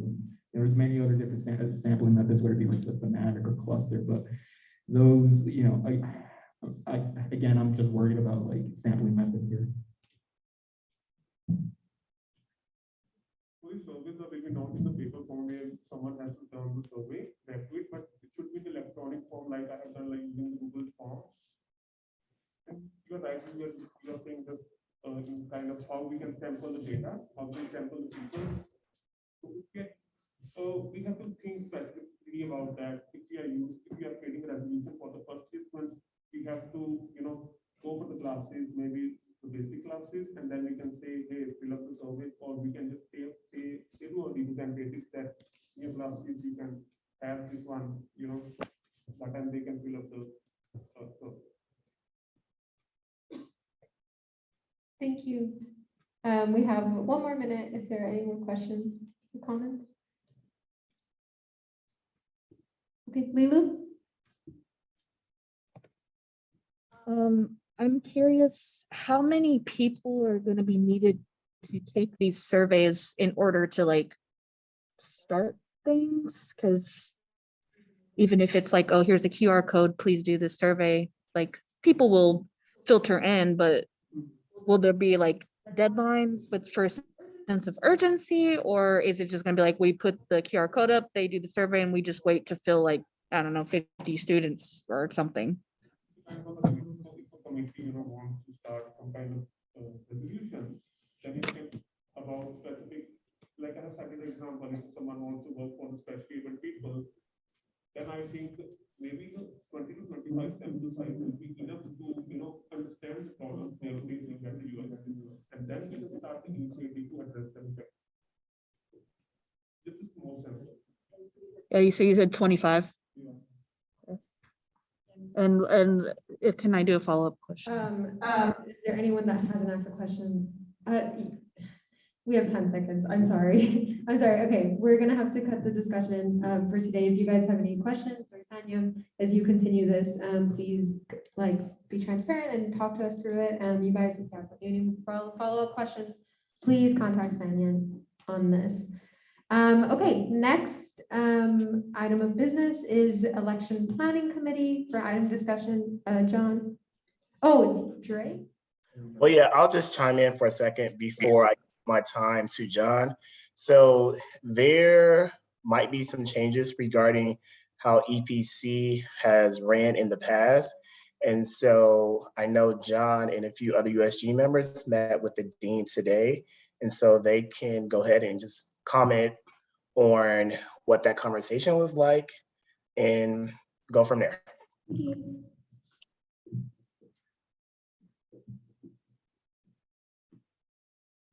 Hi, so today we did meet with Dean Deanna and we mentioned this in our officer reports, discuss the election planning committee and potential changes and reforms to the system. And we haven't decided on anything conclusively yet. This is a longer process and it'll take a lot of brainstorming and back and forth. We're just starting the kind of process and negotiations with the Dean of Students office now. And so we had kind of hoped to use this time during the item for discussion to bounce ideas off of you all. So we kind of began this because currently we believe within the executive team, the board, that the EPC, their practices aren't as effective or transparent as they could be for university elections. And so our kind of goal here is to increase transparency and to create a more impartial system than the one that currently stands. And some of the questions that we were currently weighing is, how do we improve selection of people who are on the election planning committee? Do you guys know the process? Is everyone aware of what the process now? Okay. So it is a bit of a, and this is an ongoing discussion, so you guys can follow up, over the coming weeks with us on this. But to summarize, the election planning committee is the committee that administers UIC's student government and student trustee elections, and it is made up mainly of students who are interviewed and selected by the Dean of Students office, and then typically the committee is led by a Dean of Students office employee. I believe now Keith and Dre will be leading the committee. And essentially the way it works is they meet to kind of discuss the rules that will be going on during the election. And then if there are any election disputes, if there's any issues that come up, then they resolve those issues. The members who are on the EPC is not typically known to the public. It is just selected by the Dean of Students office. And then these meetings are also not public, minutes are not posted, and typically, even if somebody files a complaint, they aren't given an exhaustive explanation as to, the merits of their complaint. They're essentially just kind of given whether there's a yes or a no and a brief summary of that. And so I guess before we jump into ways to improve, I'll take any questions if you have any on that process. Anybody have any questions, or is that all kind of clear? What's the rationale? So we do not decide that. I think if Dre wanted to give that, he didn't make these rules either, but I don't want to put words in the Dean of Students office's mouth. So Yeah, if you can repeat the question, John, I couldn't hear the person. Why are minutes posed not the question. public? Say that again. Why are the minutes not made public? I do not know that answer. I can only think it's probably for the fact that wanting to make sure things do not get convoluted in terms of that conversation and discussion about certain topics and certain things. That could be my guess, but I'm not quite sure. to add to that, the impression that we had gotten when talking with Dean Deanna was that things are not typically very formalized. And so that is a possible explanation as well in terms of, you know, where we're coming from on it. We generally do believe that meetings should be kept if they aren't, and then if they are, they should be public. But, yeah. Are there any other questions? Okay, so as I said, this doesn't need to be, you know, exhaustive or any final decision, but we wanted to alert you guys of this before winter break because, you know, we'll still be working on it then, but I know we won't have any general body meetings. And so I guess we don't have a lot of time left in the meeting, but if you wanted to use this time to give us any ideas on how you believe that the system could be improved. Like I said, one of the bigger points that we were kind of toying with was how to select members of the EPC. Some of the bigger asks, as you mentioned, they're already in favor of are making meetings public, and I believe Dre has his hand raised, so I can finish that thought after he goes.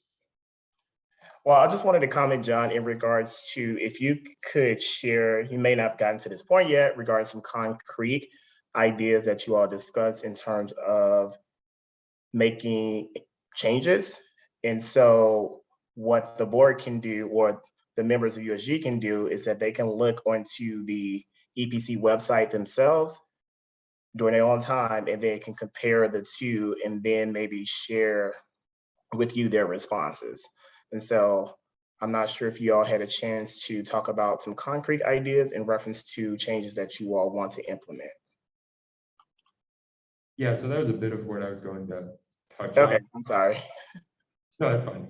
Which was some of the things that we're sure on right now are making it public, publishing minutes, publishing, you know, previous information so that we can kind of draw on that and, you know, be informed of how, you know, it's conducted previously. And the things that we were more unsure on that we were trying to toy with and figure out would be, you know, can we improve the way that students are selected? I know that an issue that was brought up previously was that it's hard to get students who are impartial but also motivated. And so that was kind of the rationale that we understood was why students were selected in the way that they are. We had brought up the idea of potentially having it be random. We had also brought up the idea of every student government on campus. So for health sciences, graduate student, and for USG, putting a representative on that board. I believe we have 3 minutes left, and so if anybody has an idea, they can give that, and then if not, you know, this discussion will continue into the coming weeks. Not to put you on the spot, but if you have anything that comes up later, you can also, this would be an ongoing discussion.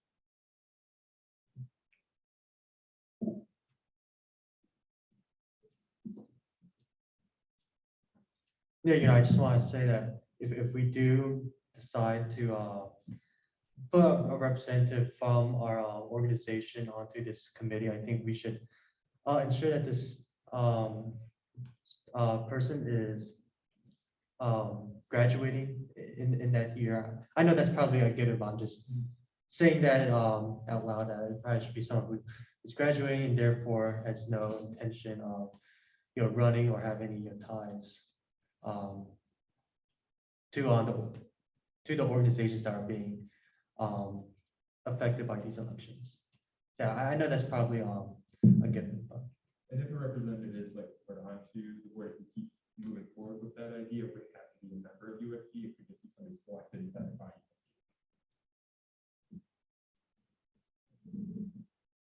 Has the student trustee been spoken to about this specific issue? Is the student trustee part of the executive team? We kind of mentioned it in passing with him, but we haven't presented to him a concrete plan yet. It's kind of what this discussion was meant for in the USG meeting. We just wanted to kind of, you know, bounce ideas off the body before we go into our next meeting with the team. Okay. Thank you.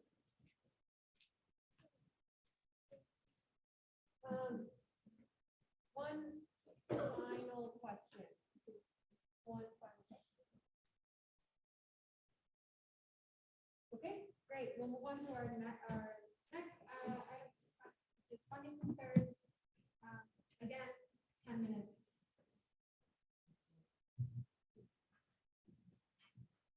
Sure. Okay, can everyone hear me? No. Okay. All right, great.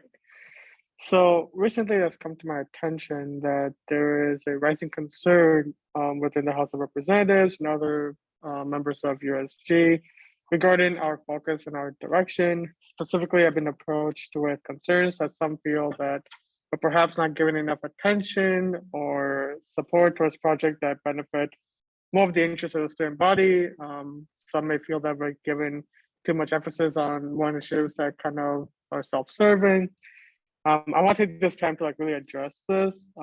Like so far, I can confidently say that USG this year has like never wavered from its mission statement to advocating and serving the UIC's undergraduate student body, whether that is through the student orgs that we support, whether it's the events that we host or the initiatives that we fund.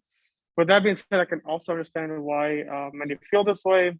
Say, for example, the last meeting where the printer resolution brought forth a contentious discussion. I understand that there is a feeling of confusion, especially concerning other projects such as the winter supplies initiative that was given far less funding. So with those in particular, I really want to clear the air. First off, with the USG printer resolution, that resolution came after I spoke to numerous members of the e-board and from reps from all across the different committees that we have who stated their desire for an upgrade. It did not come randomly, and it was not intended to benefit any specific committee or any specific part of USG only. It is intended to benefit all of us. Also, secondly, in regards to the winter supplies initiative, the reason for our current allocation is that we realized that with the time and resources that we have left this semester, it wouldn't make sense to overburden ourselves and potentially abandon the project before completion due to winter break. The funding and the way it turned out was an unfortunate circumstantial situation. And of course, I will not force any member of USG to prioritize this initiative over studying, preparing, and completing their finals. To ensure that this project does get its full attention and justice, what we as a group have decided to do is that we will relaunch the initiative with broader aims, a bigger budget, and a thorough plan for distribution next semester. Now, kind of going back to the larger discussion, I really want to bring out a concern of my own that I feel is taking place. I'm very concerned that representatives are only privately exchanging words instead of communicating them more openly. Of course, there's something wrong with communicating and talking amongst yourselves. There's nothing wrong with that. But there is an issue when your legitimate concerns stay private and don't come forward. In my opinion, that simply can't continue as we move towards the spring, where we'll have undoubtedly another busy semester, where we'll be involved with a lot of other resolutions that require people to speak up when necessary. So I hope like today's discussion and what I've said brings us on the same page. It's in no way meant to call anybody out. I'm responding to the concerns that people have brought to me. I want all of our reps, every member of USG to feel comfortable coming forward if you have any concerns, and to do it at the appropriate timing. For example, for any resolution that we present, we give it, not usually we give a 2-week window. So making sure that you kind of reach out to whoever the co-sponsor or the chief sponsor is between that week to kind of address your concerns, that would be really ideal. And then, of course, if you ever want to talk to me, I don't know a lot of you very personally, but if you guys do want to talk to me, I'm more than happy to talk. Those who I do know, those who know me here in USG can attest to the fact that I'm not a hard guy to find. I'm really not. So I look forward to any conversations that you want, and I look forward to the progress we'll make next semester. So yeah, thank you. All right, thank you. Does anyone have a response? Okay, I would just like to say that I have not directly heard any complaints from reps. I hope you guys know that you can come to me about anything. So I'm sorry if you felt like you could come to me about this. And there really are reps that are complaining about this. But I also want to make sure you guys don't, not anyone feels like they're not like in trouble. I hope no one Jerry, do you have a question or is your hand just up?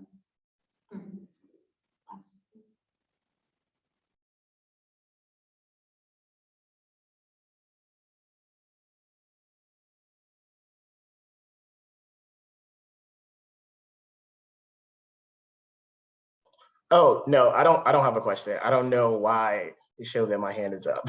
I'm sorry.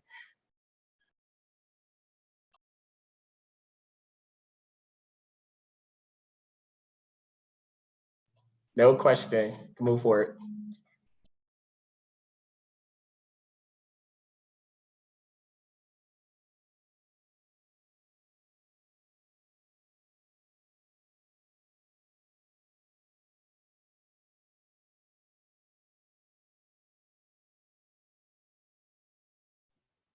We can't hear anything.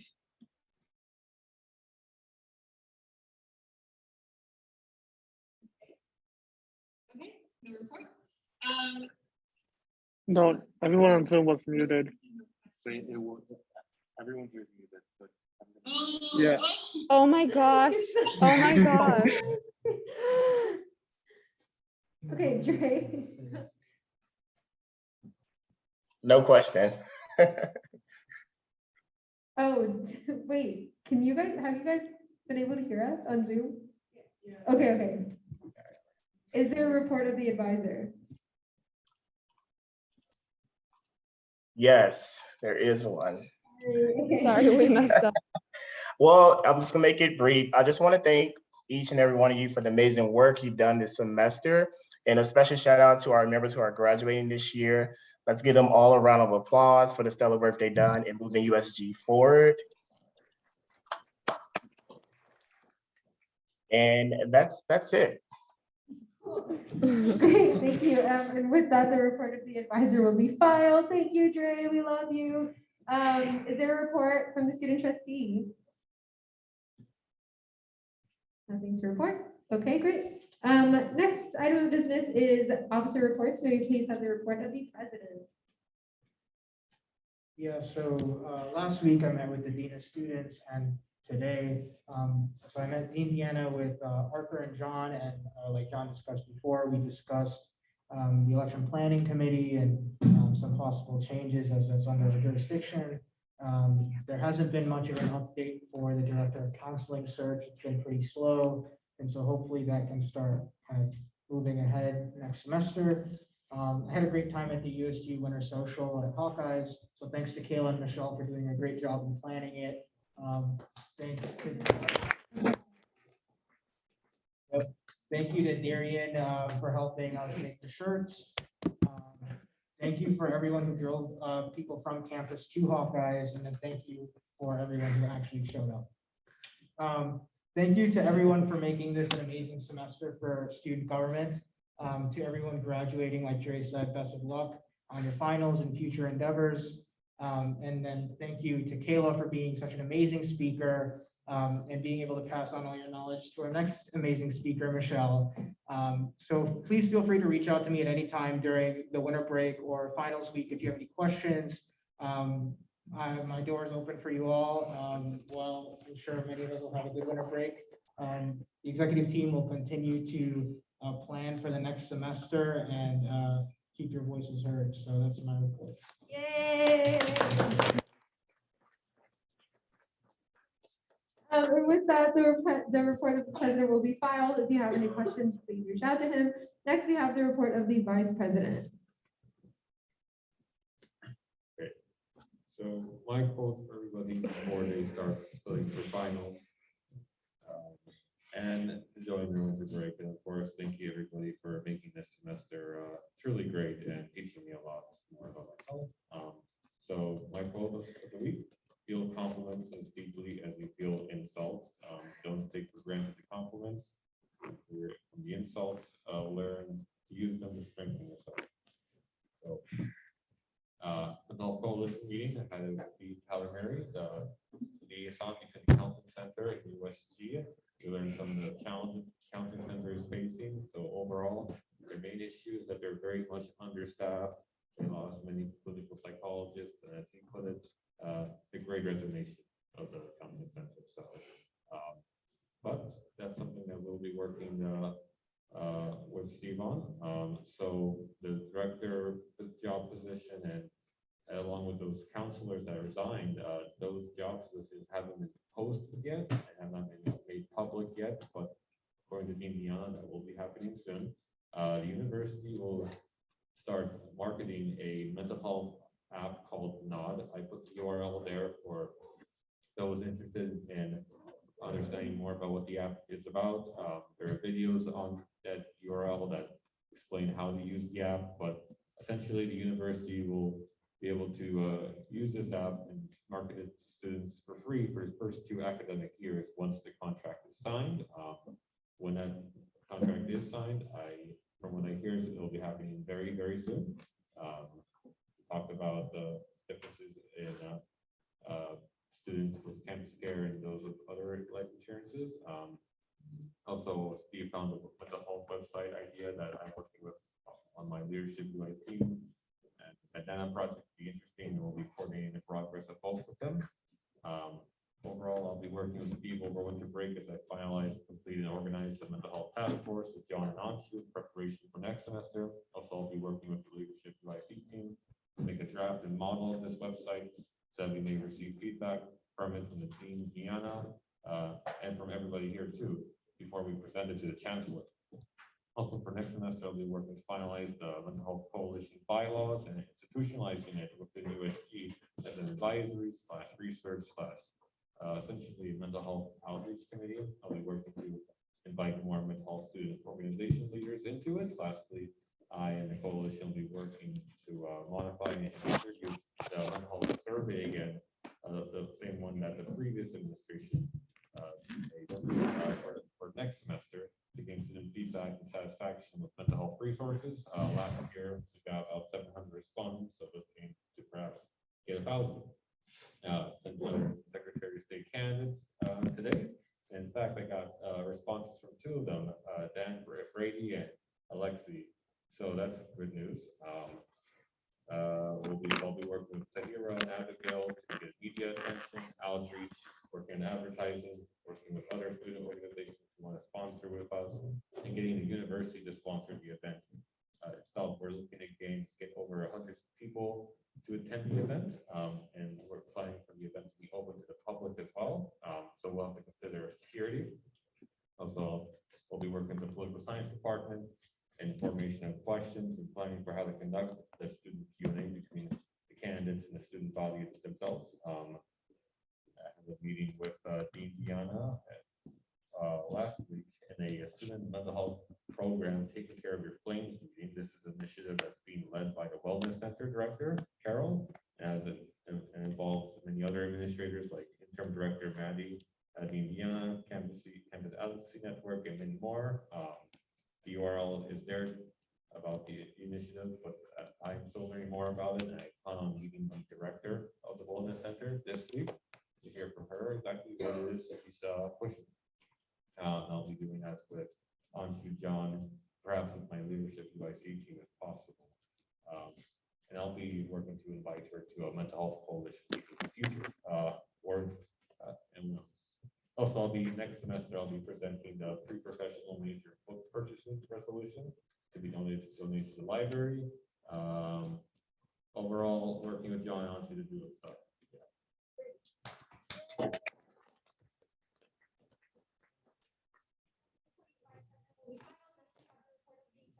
Sorry for the formatting issue. No worries. All right, can everyone hear me? Speak fast. Okay, I'll try. So my quote for this week is from Winston Churchill. It's a famous quote, which says, "It has been said that democracy is the worst form of government, except for all the others that have been tried." So 2 weeks ago, technically we didn't really do too much last week. We held the final Treasury Committee meeting. Thank you to all the members whose hard work allowed USG to continue its mission of being a productive representation of the undergrad student body. We had the resolution for a collaboration with the ASCE. I'm glad that went through.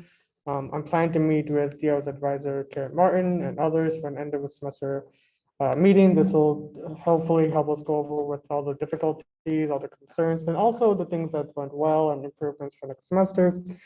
Shout out again to Speaker Kayla and Michelle and planning the USG Fall Social. It was wonderful to see everyone and to meet everyone. And then last but certainly not least, I really want to give a special shout out to one of my fellow committee members, Representative Shahab. This semester, Shahab served as our budget director and helped me and the committee to keep everything accounted for whenever we had something being funded. He's also a senior that's graduating in 2 weeks. So Shahab, I want to thank you for all your hard work. Congratulations on the graduation. Best of luck. That is all. Thank you. Yes, you got it, no problem. And we've got the report of the treasurer will be filed. If you have any questions, please contact Mohammed. Next, we have the report of the chief of staff. All right, so to start things off, as everyone else said, thank you so much, Kayla, for all your hard work. Greatly appreciate that. Props. Anyway, congratulations to Michelle. We have the Indiana, as we mentioned, and all that. But thank you to everybody who came out to the tailgate. It was great success. Thank you to everybody who helped out with the fan bus. We had over 50 students attend. So thank you, Sam, Kennedy, Lulu, and Eve. And the Student Fees Advisory Committee, I won't be able to talk with that online. I really want you guys to get back talk about that later point, contact tracing. I did want to announce I will be opening applications to the deputy staff soon, so after that, if you're interested, let me know. And I just received the last guidebook, so those will be out soon. Thank you. And we will be working with the executive team, towards next semester and with the executive board. Have a great winter break, Christmas, happy holidays.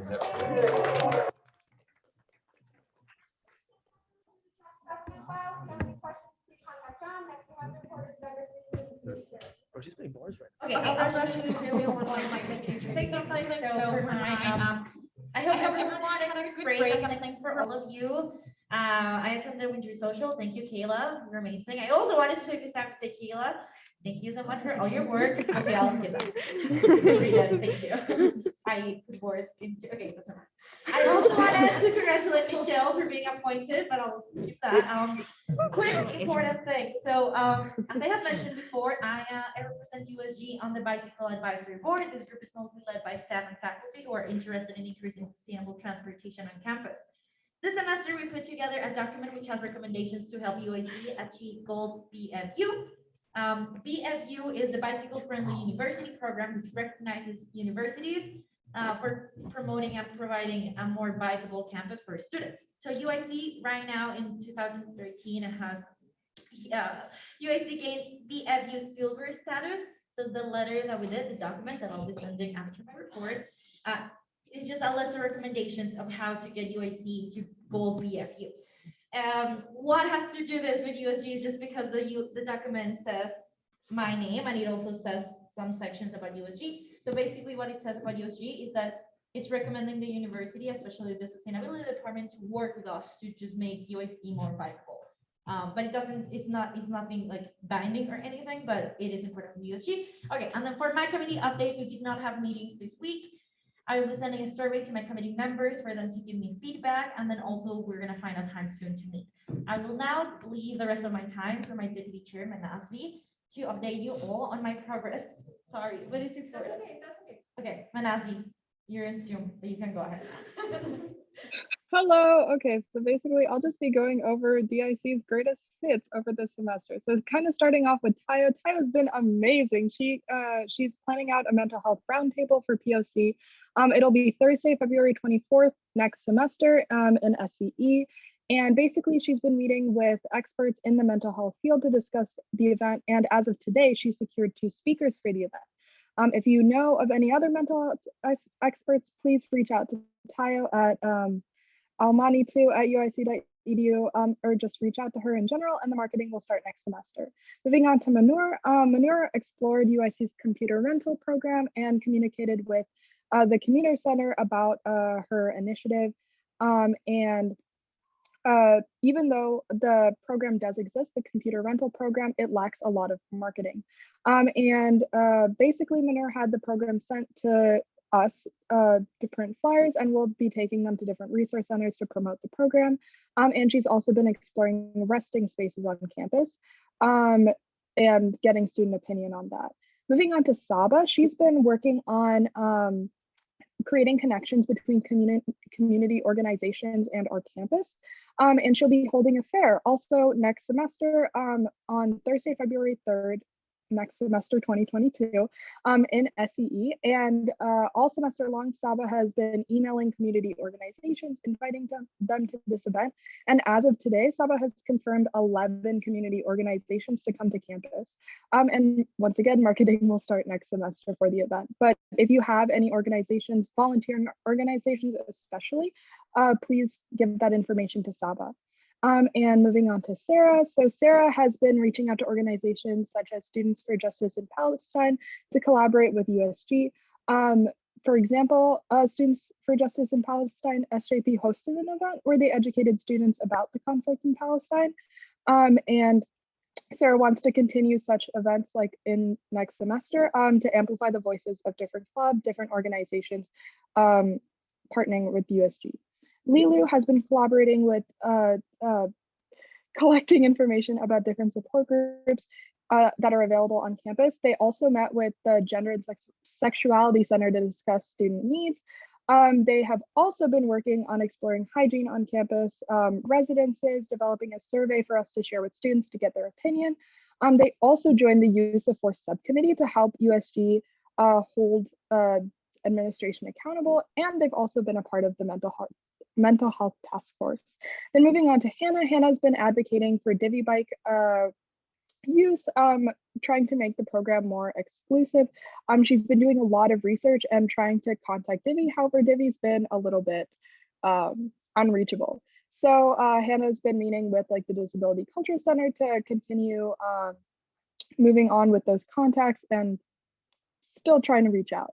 And then finally, me, Modesty. I've been focusing on my initiative regarding the library's name. I developed a survey and I'll be now gathering student opinion about their opinion about the library's name and whether they want it to be changed. I also worked on setting up communication between the Disability Resource Center and the Asian American Resource Center. And currently I've been working with the Title IX head to currently learn more about what the previous work is before we move on forward. So that's what we've been doing this semester. Great, thank you. And with that, the report of the Diversity and Inclusion Committee Chair will be filed. If you have any questions, please contact Danny. Next, we have the report of the Legislative Affairs Committee Chair. So I had a conversation with Kate Yoshida. I talked about the policy that she talked about with my committee, and then anyone who is interested in what it says in my report can email me. Talked with John about the EPC, which we talked about today. Representative Melly Slaughter within LAC is beginning an initiative between SAC about lobbying issues. So we'll continue that into next semester, and then also we strategized our initiatives we'll work on in our second semester as well. That's that. Thank you. And with that, the report of the Legislative Affairs Committee Chair will be filed. If you have any questions, please contact Mike. Next, we have the report of the Public Affairs Committee Chair, right? Yes.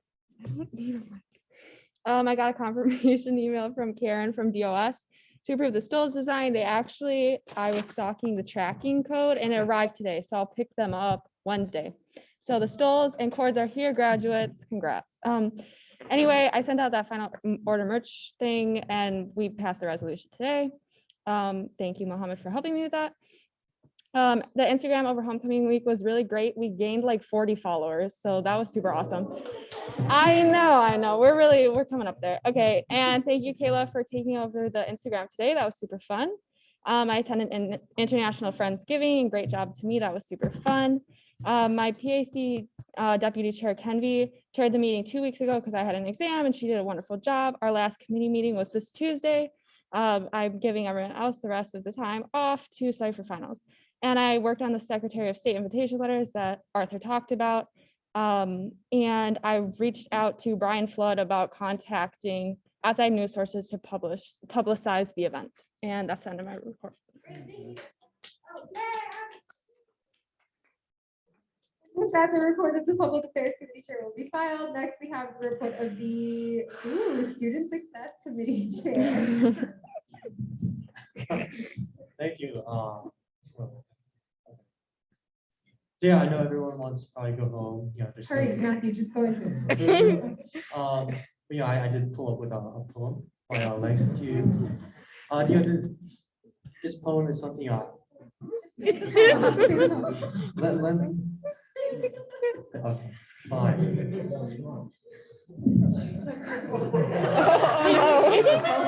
I'll see you later this week. I'll read the poem.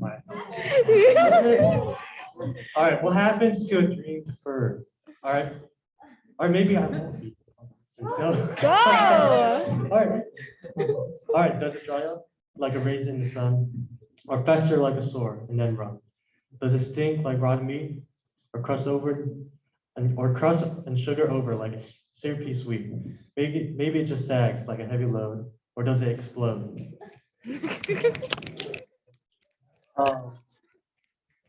You know, there is a reason why I brought up this poem is because, you know, it's something that, you know, resonated with me when I first came across it in high school. Because This is his report.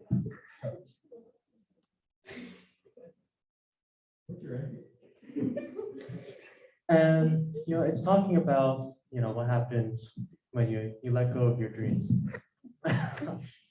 And you know, why I came here with this poem is because, you know, here at student government, we're supposed to help our fellow students, help our community.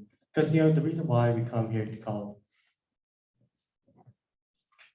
is to, you know, be active members of our community. It's our job here at student government, not just to sit here and listen to concerns, but to work on those solutions, because there's people out there that, you know, have these concerns, but have no one, we think no one is listening to them, but it's up to us to do that.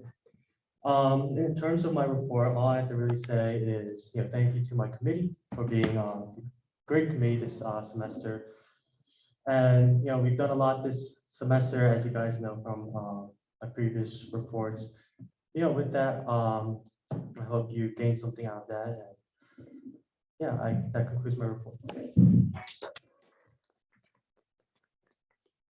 you, Matthew. And with that, the report of the Student Success Committee Chair will be filed. Next, we have the report of the Campus Life Committee Chair.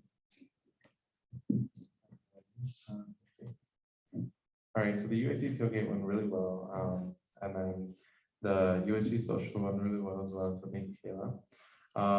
So things for next semester, I really want to focus on promoting a safer campus at USC in the beginning of next semester. I'm looking into a nightcap, so it's basically like this scrunchie that turns into a cover for your drink.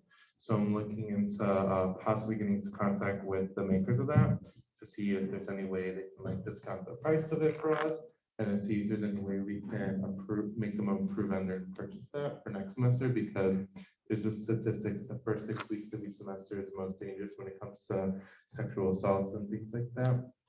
So I really want to have this big campaign, possibly collaborate with us, Epsilon U, because one of their members unfortunately was murdered in our UAC parking lot. That's something I want to look into for next semester. We're still meeting with RHA to find a way to create a better campus housing experience for all students. So just again, thank you everyone, thank you all the representatives, thank you to everyone in the Campus Life Committee for all your hard work this semester. I really can't wait to see what we will do next semester now that we have everything settled. And then good luck on your finals. You're all going to do fantastic. And once again, thank you, Kayla, for being outstanding for all the outstanding work that you get the house. And then good luck on all your future endeavors. You know, reach for the stars. You know. So thank you, everyone. That's the report of the Campus Life Committee Chair will be filed. Next, we'll have the report of the speaker. So last week I attended the homecoming event. Thanks everyone that helped that. I worked on updating box with all the documents from this semester. So that will of course be finished before I leave. Made sure Michelle has ownership over all the documents and attendance from forms from this semester. And then still working on following up on past initiatives such as use of force subcommittee and menstrual hygiene product dispensers.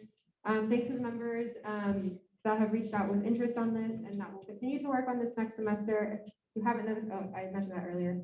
And then working on transition documents for Michelle and putting final touches on everything that is needed to ensure smooth departure. I'm not gonna read it. Yeah, I'm not gonna read this, because I don't want to cry.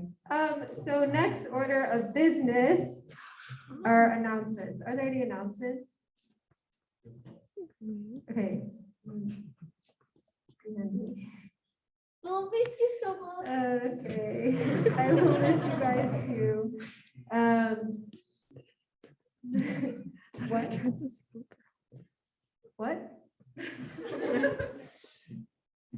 Okay. All right, next order of business is adjournment. Is there? That's messed up, you guys. Okay, is there a second? Okay, this meeting has adjourned at 8:16 PM. Great job. Guys.